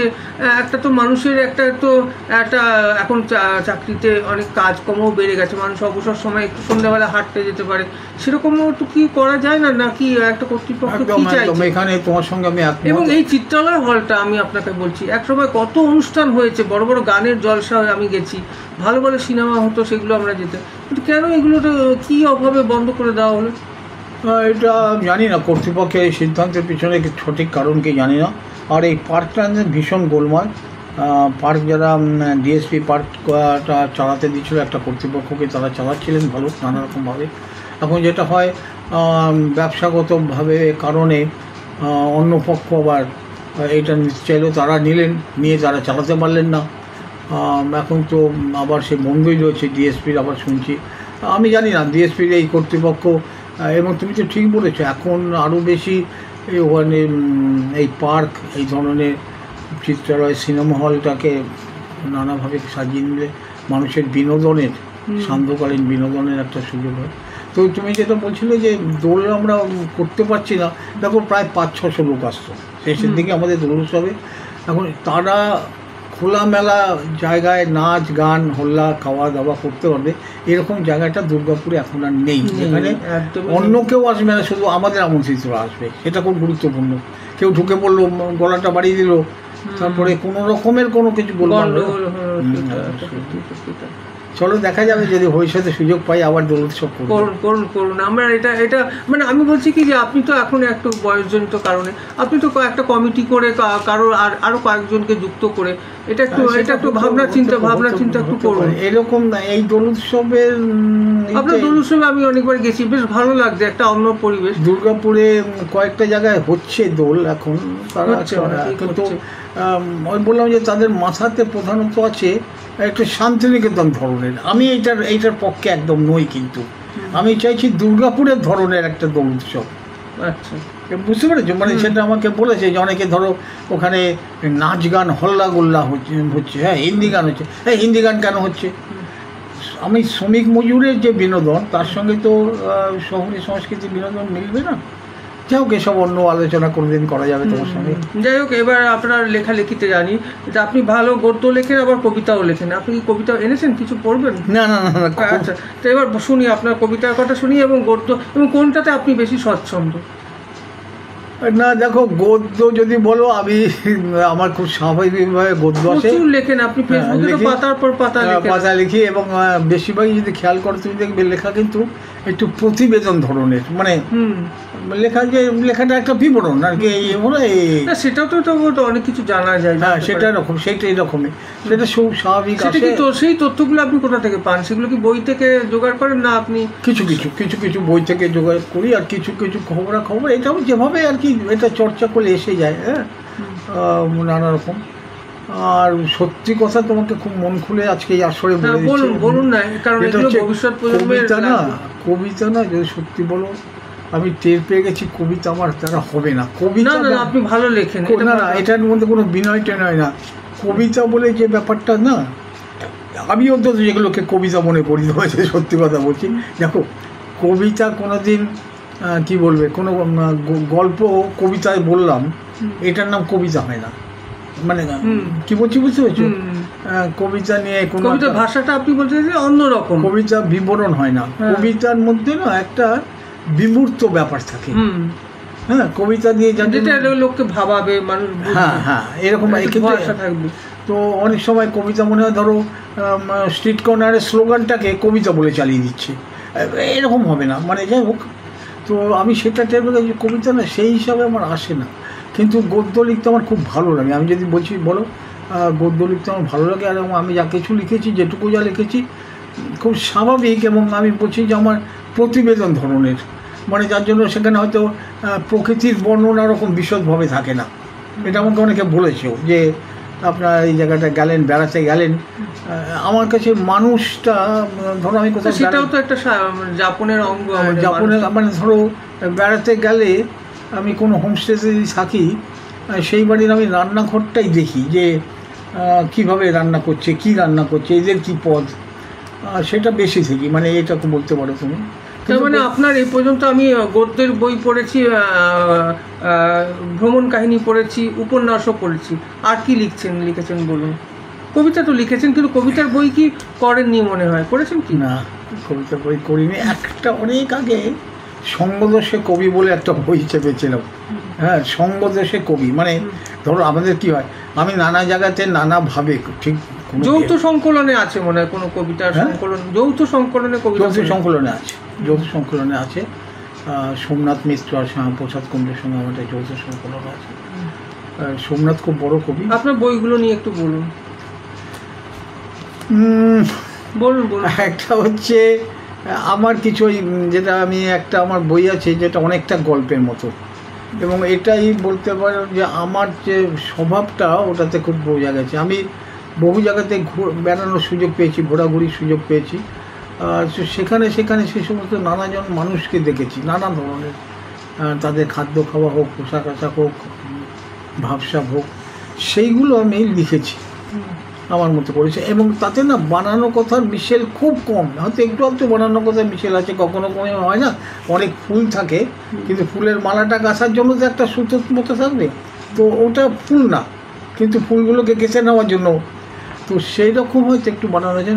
সত্যি কথা যেটা আমি বলেছি যে অনেকটাই গল্পের মতো। এটা আমার পড়ে লিখে খুব আনন্দ হয়েছে, এবং এই বইটা তোমাকে বলছি এর মধ্যে সব মিলিয়ে প্রায় 250 কপি বিক্রি হয়ে গেছে। এটা তাহলে এই যে মানুষ বলে বই বিক্রি হয় না, আমারও বলে বই বিক্রি, একদম ভুল কথা। আমি আমার তথ্য এটা নিয়ে একটা ছোট লেখা লিখেছি আমি।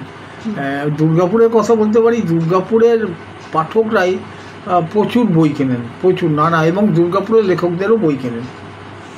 আমি এই বইটা প্রথমে 100 কপি ছাপিয়েছিলাম, তারপরে আবার 50 কপি, তারপরে আমার যিনি ছাপিয়ে দিয়েছিলেন তিনি নিজে বলেন যে আমি দাদা 50 কপি ছাপবো নিজে, ছাপবো, সে নিজে 50 কপি বিক্রি করেছে।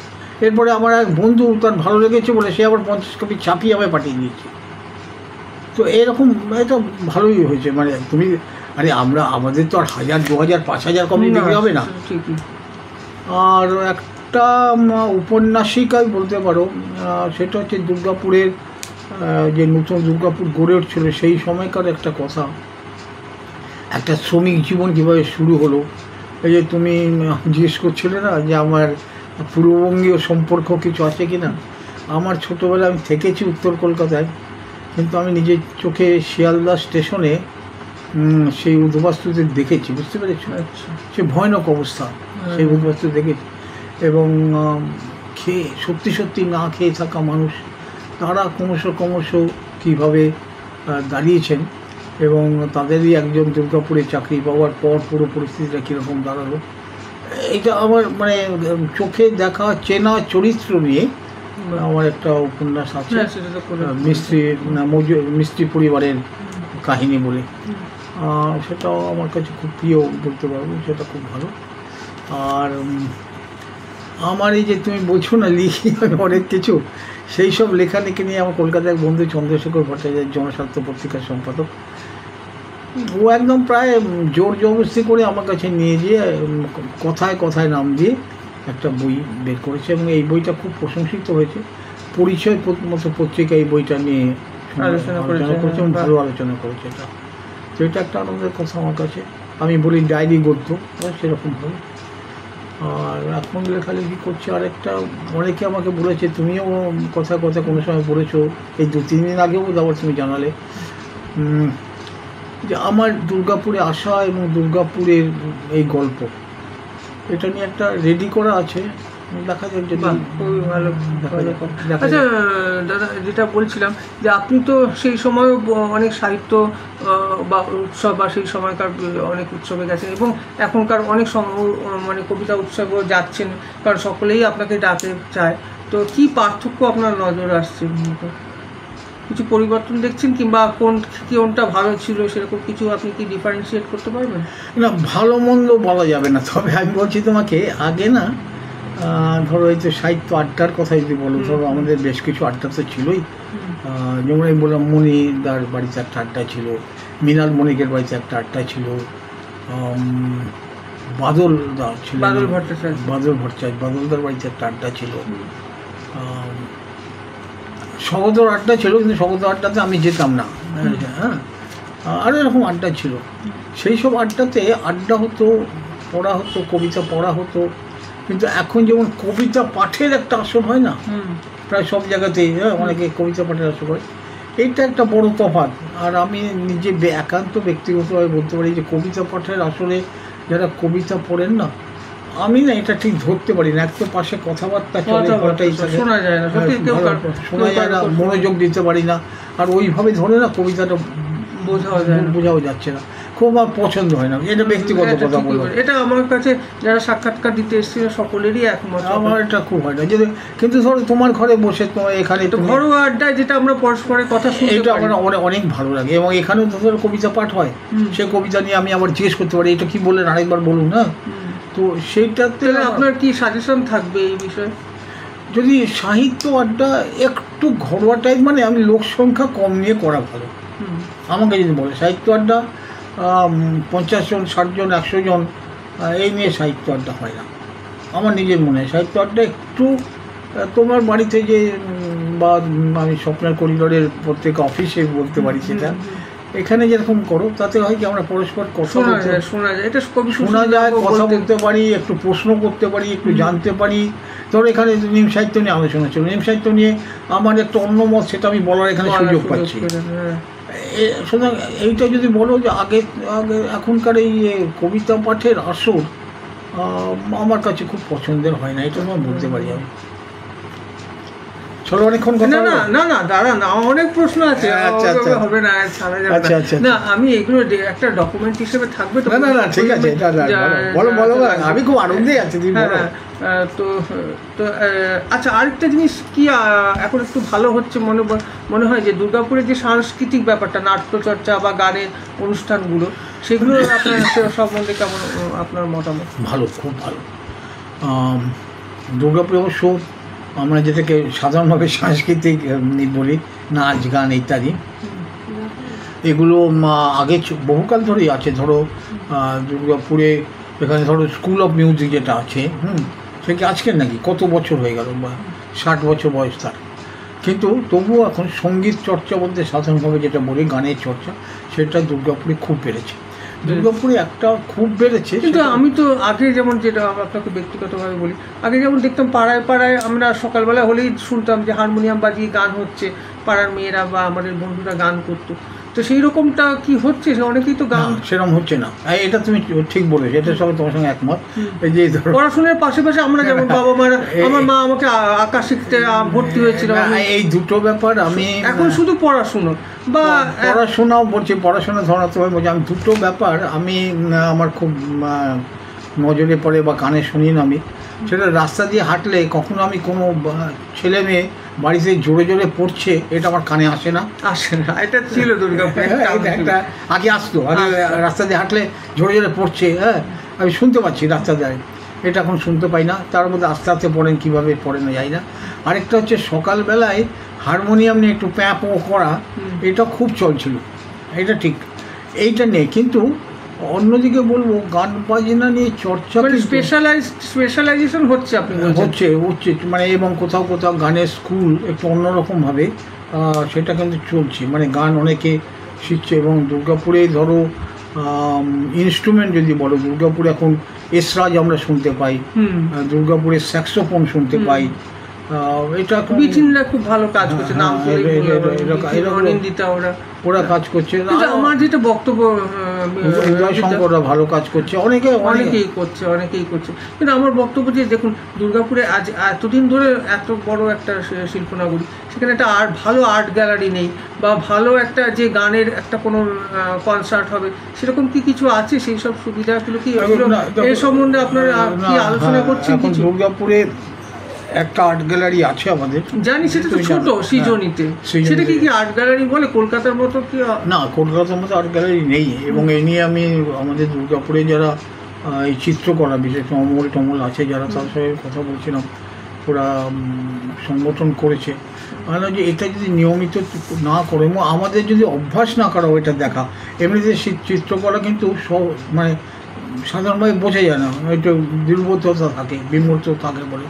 তো সেটা না করো, তো সেটা অমলরা চেষ্টা করছে, ওরা বলছে আমরা একটা আর্ট গ্যালারি চেষ্টা করছি, খুব কমপ্লিট আর্ট গ্যালারি যেটাকে বলি। আমার মনে হয়েও যেতে পারে হয়তো দুর্গাপুরে। এটা কিন্তু তোমার সঙ্গে আমি একমত, আমরা খুব বেশ পিছিয়ে আছি দুর্গাপুর, এমনকি আসানসোলের চেয়েও পিছিয়ে আছি আমরা এই আর্ট গ্যালারির বিষয়। এটা তোমার আচ্ছা, আর এর সাথে আরেকটু প্রশ্ন আপনি বলুন না, আপনি তো এটা বলছেনই না, যে দুর্গাপুরে সাহিত্য চর্চা কেমন হচ্ছে এবং উত্তরসূরিরা কেমন লিখছে? এছাড়া আপনার প্রিয় কবি সাহিত্যিকদের কিছু কথা বলুন, মানে ওভারঅল বলছি, মানে আপনি তো পড়াশুনো করেন প্রচণ্ড, মানে না ওইভাবে না। একটা দেখো, এইটা নিয়ে তো প্রায় আমি একঘরে হয়ে রয়েছে, সেটা সবচেয়ে, এবং তাতে আমার মানে মন খারাপ হচ্ছে না, কারণ এটা আমি বুঝতে পারছি যে আমি ঠিক না ভালো করে বোঝাতে পারছি না। দেখো, সাহিত্যকে এমনি সাধারণভাবে আমরা বলি সমাজের দর্পণ। দুর্গাপুরে যারা লেখালেখি করছেন, সাহিত্য রচনা করছেন, তারা কোন সমাজের দর্পণটাকে দেখাচ্ছেন? তার নিজস্ব যে সমাজ, তার নিজস্ব যে যাপন প্রক্রিয়া, তার সাহিত্যে তো আসছে না। না, অনেকেই আমি সাক্ষাৎকার নিচ্ছি, তারা বলছেন যে দীক্ষিত পাঠকের জন্য, যে সাধারণ এই যে কথাটা বলছেন বিস্তৃত পাঠক মানে না, দীক্ষিত না, আমি যেটা বলছি, ধরো আমার কারখানা নিয়ে, কারখানার প্রেক্ষাপটে বা কারখানার চরিত্রগুলো নিয়ে গল্প, বিমান গল্প লিখেছে, ভক্তি ঠাকুর লিখেছেন, মণি মুখোপাধ্যায় লিখেছেন, অশোক তাঁতি লিখেছেন, যারা কারখানারই বিভিন্ন চরিত্র বিভিন্ন প্রেক্ষাপটে সেই গল্প ভালো। এই সময় এইখানকার আমি কাউকে দেখছি না কেউ কোনোভাবে তার যে তাহলে কোন সমাজ, তুমি যদি ইউরোপীয় সমাজ, ব্রাজিলিয়ান সমাজের দর্পণ হিসাবে সাহিত্যকে লেখেন, লিখতে পারেন না, আমার তো কিছু বলার নেই, সেটা তার ইচ্ছা। কিন্তু আমি অদ্ভুতভাবে দেখছি যে দুর্গাপুরে যে আমাদের যাপন, সেই যাপনের কথা আসছে না, যেটা খুব জরুরি আমার নিজের মনে হয় তা না হলে ব্যাপারটা অনেকটা না বানানো, কৃত্রিম হয়ে যায়। এখন ধরো হতেই পারে যে এখন নানাভাবে ইতালিয়ান খাবার, পিৎজা বেশ ভালো খেতে, দারুণ খেতে, খেলাম অনেক দাম দিয়ে, কিন্তু আমার খাওয়া হচ্ছে ডাল ভাত। এই ডাল ভাতের কথাটা আমি বলবোই না, আমার কাছে একটু বিস্ময় লাগে। দুর্গাপুরে লেখালেখি যদি কলমের জোর বলো, দারুণ, অনেকের দারুণ দারুণ কলমের জোর আছে, কিন্তু কেন জানি না তারা দুর্গাপুরে তাদের যে যাপন, সেই ছবিটা তাদের লেখায় আসছে না। এটা আমি হয়তো অনেকে বলেন, আমি এটা নাম ধরে বলছি না, যে আমরা দুর্গাপুরের মধ্যে সীমাবদ্ধ থাকতে চাই না, মানে আমার এখন গ্লোবালাইজেশনের যুগে হয়তো কলকাতা বা সারা ভারতবর্ষ মুখীন হয়ে অনেকে আমাকে বলে যে তুমি সারাক্ষণ দুর্গাপুর করো, এটা ঠিক নয়, আর একটু বাইরে বেরোতে হবে, আর একটু বাইরের কথা ভাবতে হবে। তো এই সম্বন্ধে আপনি কী বলেন? না, বাইরের কথা ভাবুক না। আমার দেখো, আমার এখানকার শৈলাজানন্দ, তিনি তো কলাখনি গল্প লিখেই গ্লোবাল হয়েছে। এটাও ঠিক। তিনি গ্লোবাল হয়েছেন কিসে? কলাখনি গল্প লিখে না? নজরুল কি এখানকার কথা লেখেননি নাকি? তা তো লিচু চোর কবিতাটা এখানকার লেখা, কলকাতাতে তো লিচু চুরি হয় না। আমি কি বলতে চাইছি বুঝতে পেরেছি? এটা যে অনেকে বলছেন যে তারা, এটা আমার ব্যর্থতা, আমি বোঝাতে পারি না যে যদি আমার সাহিত্যে আমার যাপন না থাকে, সেই সব তো বড় আলগা হয়ে যায়। হ্যাঁ, এখন হতে পারে যে আমি এটা লিখছি আসলে এখানকার জন্য, তো কেরালার নৌকা চালান তার জন্য, কেউ দাবি করতে পারেন, হতে পারে, আমার কিছু বলার নেই। কিন্তু আমি চাইবো যে যেখানে আছেন, ধরো অদ্বৈত মল্ল বর্মন, তিনি কি নিয়ে গ্লোবাল হয়েছেন? কি নিয়ে গ্লোবাল হয়েছেন তিনি কি তিস্তাপাড়ের বৃত্তান্ত, দেবেশ কি নিয়ে গ্লোবাল হয়েছে? তিস্তাপাড় নিয়েই তো হয়েছে নাকি? তাকে কেউ পরামর্শ দিয়েছে না শুধু তিস্তা নিয়ে রয়েছে কেন ভাই, তুমি যমুনা নিয়ে লেখো, তুমি গোদাবরী নিয়ে লেখো, লিখতে পারো। কিন্তু আমার বারবার করে মনে হচ্ছে নিজস্ব যাপন, যদি আমি তো নাম করে বললাম, শৈলজানন্দের নাম বলো, অদ্বৈত মল্ল বর্মনের নাম বলো, দেবেশ দাসের নাম বলো, কোনো দরকার নেই তো। ধরো অন্যদিকে তুমি যে কোনো দিকে ভাবতে পারো। তাহলে আপনার একটা বার্তা দিন নতুন প্রজন্মের। বার্তা কিছু নেই, আমি এমন করে আমি খালি এটা বলবো, আমি খুব মুক্ত কণ্ঠে আজকে এটা বলার সুযোগ আছে বলে দিই। সেটা হচ্ছে যে এই স্বপ্নের করিডোরে বলে পত্রিকাটি দুর্গাপুরকে ধরে রাখার জন্য ইতিমধ্যে 2-3টে সংখ্যা বের করেছে। দুর্গাপুরের সাহিত্য, দুর্গাপুরের নাচ গান, দুর্গাপুরের খেলাধুলা, নানা বিষয়ে ভবিষ্যতের লোকেদের জন্য যেভাবে কাজ করছে, সংরক্ষণ করছে, এটা একটা খুব কাজ এবং আমার খুব পছন্দের কাজ। আমি দুর্গাপুরের মানুষ হিসাবে এটাই বলতে পারি। এখন এটা হতে পারে দুর্গাপুরে কেউ দাঁড়িয়ে গবেষণা করছেন যে কৃষ্ণা নদীতে জল কতগুলো ঢেউ যায় মিনিটে, করতেই পারেন, কিন্তু তুমি যে কাজটা করছো, যে শহরে রয়েছি আমরা, এই শহরের কাজকর্মের একটা সংরক্ষণ তুমি নিচে আর্কাইভ করছো, তুমি পত্রপত্রিকা সংগ্রহ করছো। চেষ্টা করছি না, এটা খুব বড়, আমি মুক্ত কণ্ঠে বলতে চাই। এবং এই কাজে যারা আছেন বয়স্ক নতুন তারা সবাই সাহায্য করুন। আমি তো বলবো যে যা পত্রপত্রিকা বের করছেন অন্তত একটা সংখ্যা এখানে জমা দিয়ে দিন, যে এখানে থেকে যাবে সেই সংখ্যা। ভবিষ্যতে কেউ যদি আজকে আমার কাছে এই তোমার কি বলবো, বিভিন্ন কলেজের অধ্যাপকরা নানাভাবে আমার কাছে আসেন। কি আসেন? দুর্গাপুরের খবর নিতে, এটা বলুন তো, ওটা বলুন তো, দুর্গাপুরে যে স্টিল প্ল্যান্টের সময় যারা ব্রিটিশ টেকনিশিয়ানরা এসেছিলো তাদের জীবনযাত্রা সম্বন্ধে বলুন তো, তাদের ছেলেমেয়েরা কী করতো। তো এতে কোনো রেকর্ড নেই, ডকুমেন্ট। এটা বিমানদাও আমাকে বলেছে, বিমানবাবু, এবং সেদিনকে তো আরতিবাবু দিয়ে গেলেন। হ্যাঁ, আমার কাছে অনেক কিন্তু গুরুত্বপূর্ণ পত্রিকা, এবং আমি যেটা বলছি যে কৃষ্ণদেব মহাশয় দিয়েছেন, অনেকে দিয়েছেন, মানে মধু চট্টোপাধ্যায় থেকে শুরু করে সেই সময়কার সকলের চিঠি আমার কাছে রয়েছে, এগুলো জরুরি। হ্যাঁ, এবং বিমানদাও বলেছেন যে তার সমস্ত নিম সাহিত্যের ডকুমেন্ট আমাকে একটা আলমারি করেই দিয়ে দেবে বলেছে, যদি কারো লাগে কেউ এখান থেকে এসে দেখতে পারবে যারা গবেষণার কাজ করতে। দেখো, তোমাকে একটা বলি, দুর্গাপুরে ট্রেড ইউনিয়ন শুরু করেছিলেন। ধরো দুর্গাপুরে আশিস জব্বরের নাম আমরা প্রায় সবাই জানি, আজকের জানে। আশিস মার্কেট আছে, হ্যাঁ, জব্বর পল্লী আছে। দুজন মারা গেছিলেন আমাদের ট্রেড ইউনিয়ন আন্দোলনের করতে। যদি কেউ প্রশ্ন করে যে কি কি দাবি নিয়ে সেদিনকে ইউনিয়ন গেছিল ম্যানেজমেন্টের কাছে, একদম ভালো কথা। আমি বলতে পারবো রূপক দাসকে লিখতে দিয়েছি এই বিষয়ে আমাদের দুর্গাপুর সংখ্যায়, ও বলেছে এখন দুর্গাপুর সংখ্যা এইটা একটা ভালো বললেন। আপনার কাছে কি কিছু ডকুমেন্ট আছে? না, আমার কাছে কিছু ডকুমেন্ট নেই। ধরো আমি বলছি যে এ পর্যন্ত কয়েক হাজার লিফলেট বের করেছে, সে ডিপিএল হোক, এমএমসি হোক, এফসিআই হোক, ডিএসপি, এএসপি, সিমেন্ট কারখানা, সেই লিফলেটের কোনো কপি কেউ রেখেছে? কেউ ডকুমেন্টেশন রেখেছে যে কী ছিল আগে, আমরা কি দাবি করতাম, আজকে তুমি কি দাবি করছো? আজকে তুমি, আমার এটা একটা মাথায় রইলো, এটা নিয়ে একটা কিছু কাজ করার। আজকে জয়ন্ত, আজকে এই জন্য আপনাদের, আজকে তোমরা কি আন্দোলন করছো? হাজিরা নেওয়ার পদ্ধতি কি হবে এটা নিয়ে তোমরা আন্দোলন করছো। ধরো একটা সময় আমরা টাইম কার্ড পাঞ্চ করতাম, সেখান থেকে আজকে তোমার আন্দোলনটা কোথায় দাঁড়িয়েছে? যে হাজিরা যে দেবো সেটা কীভাবে দেবো? আমার আঙুলের ছাপ দিয়ে যাওয়ার সময়, ঢোকার সময় বায়োমেট্রিক হয়ে গেছে, মুখে এখন তো চোখ দিয়ে, চোখ দিয়ে দেখিয়ে। তো এখন ব্যাপারটা হচ্ছে এই যে পরিবর্তনটা হয়েছে, ফলে আমাদের দাবি দাবা পাল্টে গেছে।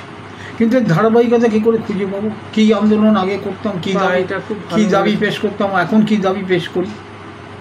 তাহলে এটা আমার আপনার কাছে একান্ত অনুরোধ রইল, আমি এটা নিয়ে একটু কাজ করতে চাই, আপনি আমাকে সাহায্য করবেন। হ্যাঁ, সত্যি এগুলো আপনাদের, দেখুন আমার এইটা এই জন্যই না, আমি সকলকে আপনাদের সঙ্গে কথা বললে আমার এটাই ভালো লাগে যে আমি, হ্যাঁ, বিমানদার সঙ্গে কথা বলি, কেষ্টদার সঙ্গে কথা বলি, বা বিষ্ণুদা, যারা আছে, এই যে আইডিয়াগুলো আপনাদের মাথায়, সত্যি যে এই মানুষ বা আরতি বসু, তো আপনারা তো একটু পথ দেখাবেন, তো আপনারা বলুন সেইভাবে কীভাবে কী করা যায়। এটা আমি রূপক দাকে, যেমন আমাদের দুর্গাপুর সংখ্যা যেটা হচ্ছে, রূপক দাস বলেছে আমি নিরপেক্ষভাবে লিখবো, ও একটা ট্রেড ইউনিয়ন নিয়ে লিখবেন বলেছে। দেখো, আমি একটা কথা বলি, এটা আমার কথা, আমি বলছি এই কথার সঙ্গে সঙ্গে একমত কারো হতে হবে না। মতামত লেখা এক জিনিস, আমার মনে হয়, আমার মতে এই এক জিনিস, আর তথ্যটা, হ্যাঁ, তথ্য আপনি ঠিক বলছেন, তথ্যটা দাও, তারপরে তোমার তার নিয়ে মতামত, তার নিয়ে তথ্য, সে অনেক কথা। আগে আমাকে বলো, আমার প্রশ্নটার উত্তর, যে এই যে জব্বর মারা গেল সেদিনকে ইউনিয়ন কি কি দাবি, কোন দাবিপত্র নিয়ে গেছিল, তাতে কি কি দাবি ছিল, সেই তথ্যটা দাও। এবার সেই দাবিগুলো ঠিক ছিল বলে অনেকে হয়তো, কিন্তু আমরা নেই, আমি অন্তত নেই বলতে পারছি না, আমি অন্তত যতদূর খোঁজ করেছি পাওয়া যায়নি। এবার সেই তো দাবিগুলো ঠিক ছিল কিনা আজকের পরিপ্রেক্ষিতে আলোচনা করো।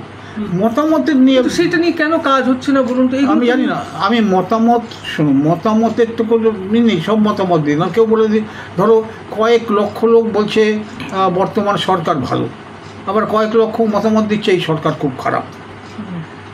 আসলে তো না, তোমাকে পরিষ্কার বলতে হবে এই সরকার এই কারখানা করেছে, এই সরকার এই কারখানা বন্ধ করেছে। আগে তথ্যটা দাও, তথ্য না দিয়ে তুমি বলছো আসলে তো মশাই জানেন তো, এই আসলে মশাইটা জানতে চাই না। আমাকে পরিষ্কার বলো এই হচ্ছে তথ্য। আমি কি বলছি এই তো এটা না বলে তথ্য কিভাবে পাওয়া যাবে আপনার কি এটা খুব পরিশ্রমের ব্যাপার। দেখো একটা কথা তোমায় বলি, আমরা বহু আগে চেষ্টা করেছিলাম, সফল হয়নি। এমএমসিতে রাখাল ভট্টাচার্য নামে একজন ট্রেড ইউনিয়ন ছিলেন। তো উনি মারা যাওয়ার পর একটা সভা হয়েছিল, তুমি একটু আগে বলছিলে না, তখন এই ধরনের শোক সভাতে তো অন্তত আমরা সবাই যেতাম। তো রাখালবাবুর শোক সভাতে আমি একটা প্রস্তাব দিয়েছিলাম যে রাখালবাবুর নামে একটা ইনফরমেশন সেন্টার করা হোক ট্রেড ইউনিয়নগুলোর, যে সমস্ত ট্রেড ইউনিয়ন যাদের লিফলেট যা বেরোবে, আজকে যেমন আবেদন করছি যে যে যার পত্রিকা বের করছেন 1 কপি এখানে পাঠিয়ে দিন, এ সংরক্ষিত হবে। এবং যে যা লিফলেট বের করছো, যে যা দাবি সমাজ পেশ করছো, সব একটা করে কপি এই রাখাল ভট্টাচার্য ইনফরমেশন সেন্টারে পাঠিয়ে দিন। এটা এখানে সংরক্ষিত হোক, তাহলে ভবিষ্যতে কাজ হবে। সে আছে কত বছর হয়ে গেছে, হয়নি। তো এটা আমাদের দুর্ভাগ্য যে আমরা ডকুমেন্টেশন ভালোবাসি না, আর মতামত দিতে ভালোবাসি। হ্যাঁ, এইটা মানে উল্টো কীরকম হয়, ধরো বললো যে আকবর খুব ভালো লোক ছিল, কি তথ্য কী আপনি কি তাহলে বলছেন আকবর ভালো না?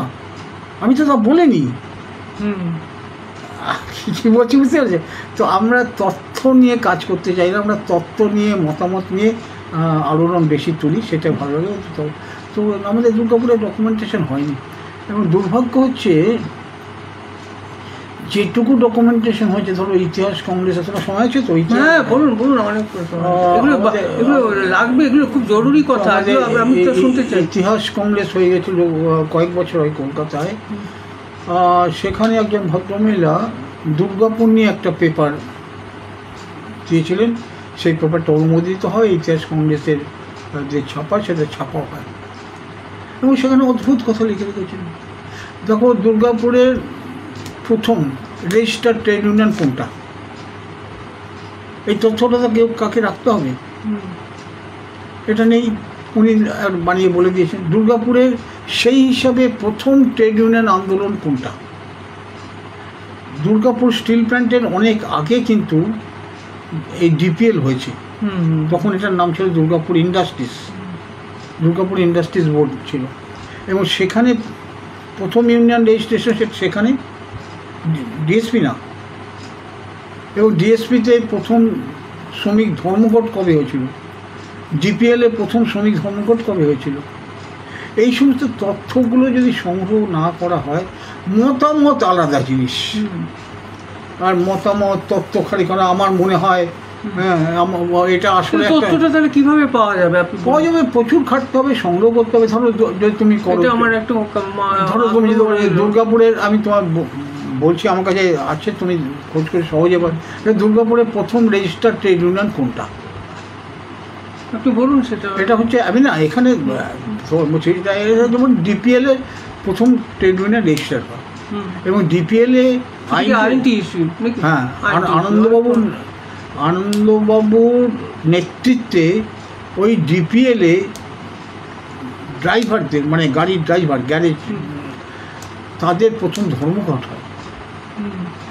এইখানে ধর্মঘট হয়, সেখানে নেতৃত্ব দিয়েছিলেন ফরওয়ার্ড ব্লকের অজিত সেন। এখন পরবর্তী ক্ষেত্রে মধুবাবু যখন লিখতে শুরু করলেন, তখন তো অজিত সেনের কথা লিখবেন না। কি বলছি বুঝতে পেরেছো? এখানকার আসানসোলের যে একসময় এমপি ছিলেন দেবেন সেন, তিনি ট্রেড ইউনিয়ন করতেন, তিনি প্রজা সোশ্যালিস্ট পার্টির লোক, কিন্তু সেটা পরবর্তী ক্ষেত্রে সিপিএম বা কংগ্রেস তো আমি বলবে না, নেই। এই কাকলি মুখার্জি যে ইতিহাসটা লিখেছেন, যেটা ইতিহাস কংগ্রেসে অনুমোদন পেয়েছে, এখানে যে অন্য দেবেন সেন এখানে ট্রেড ইউনিয়ন করতেন। তোমাকে বলি একটা খবর নিয়ে শেষ করবো, এটা অনেক গল্প হয়ে যাচ্ছে। না বলুন না, এগুলো তো আমি তো ধরো অ্যালয় স্টিলস প্ল্যান্টের প্রথম রেজিস্টার্ড ট্রেড ইউনিয়ন যেটা, সেটা হিন্দ মজদুর সভা অনুমোদিত, সেটা আইনটিউসি অনুমোদিত ইউনিয়নও নয়, সেটা সিটু অনুমোদিত নয়, এআইটিউসি অনুমোদিত নয়। হিন্দ মজদুর সভা অনুমোদিত ইউনিয়নটাই হচ্ছে অ্যালয় স্টিলস প্ল্যান্টের প্রথম রেজিস্টার্ড ট্রেড ইউনিয়ন, মিশ্র ইস্পাত মজদুর সভা। তো এইগুলোকে নিয়ে এবার মতামত আলাদা জিনিস। আমি বলছি আমি মতামত যে যার থাকতে পারে। আমি বলছি যে তথ্যটা আপনি বলছেন, আগে তথ্যটা বলো, এবং এই তথ্য সংগ্রহ যেটাকে আমরা ডকুমেন্টেশন বলবো। হ্যাঁ, এই দেখুন এত সালে স্বগত বেরিয়েছিল। এবার স্বগত বলতে গেলে ভালো না মন্দ না সেই সময় কি করেছে কেন করেছে এই তো মতামত। আমি কি বুঝতে পেরেছি? না ঠিক আছে, না না না দাঁড়ান, হ্যাঁ, বলো, আমি বলো। আমি আজকে অনেকগুলো প্রশ্নই এনেছিলাম। নমস্কার।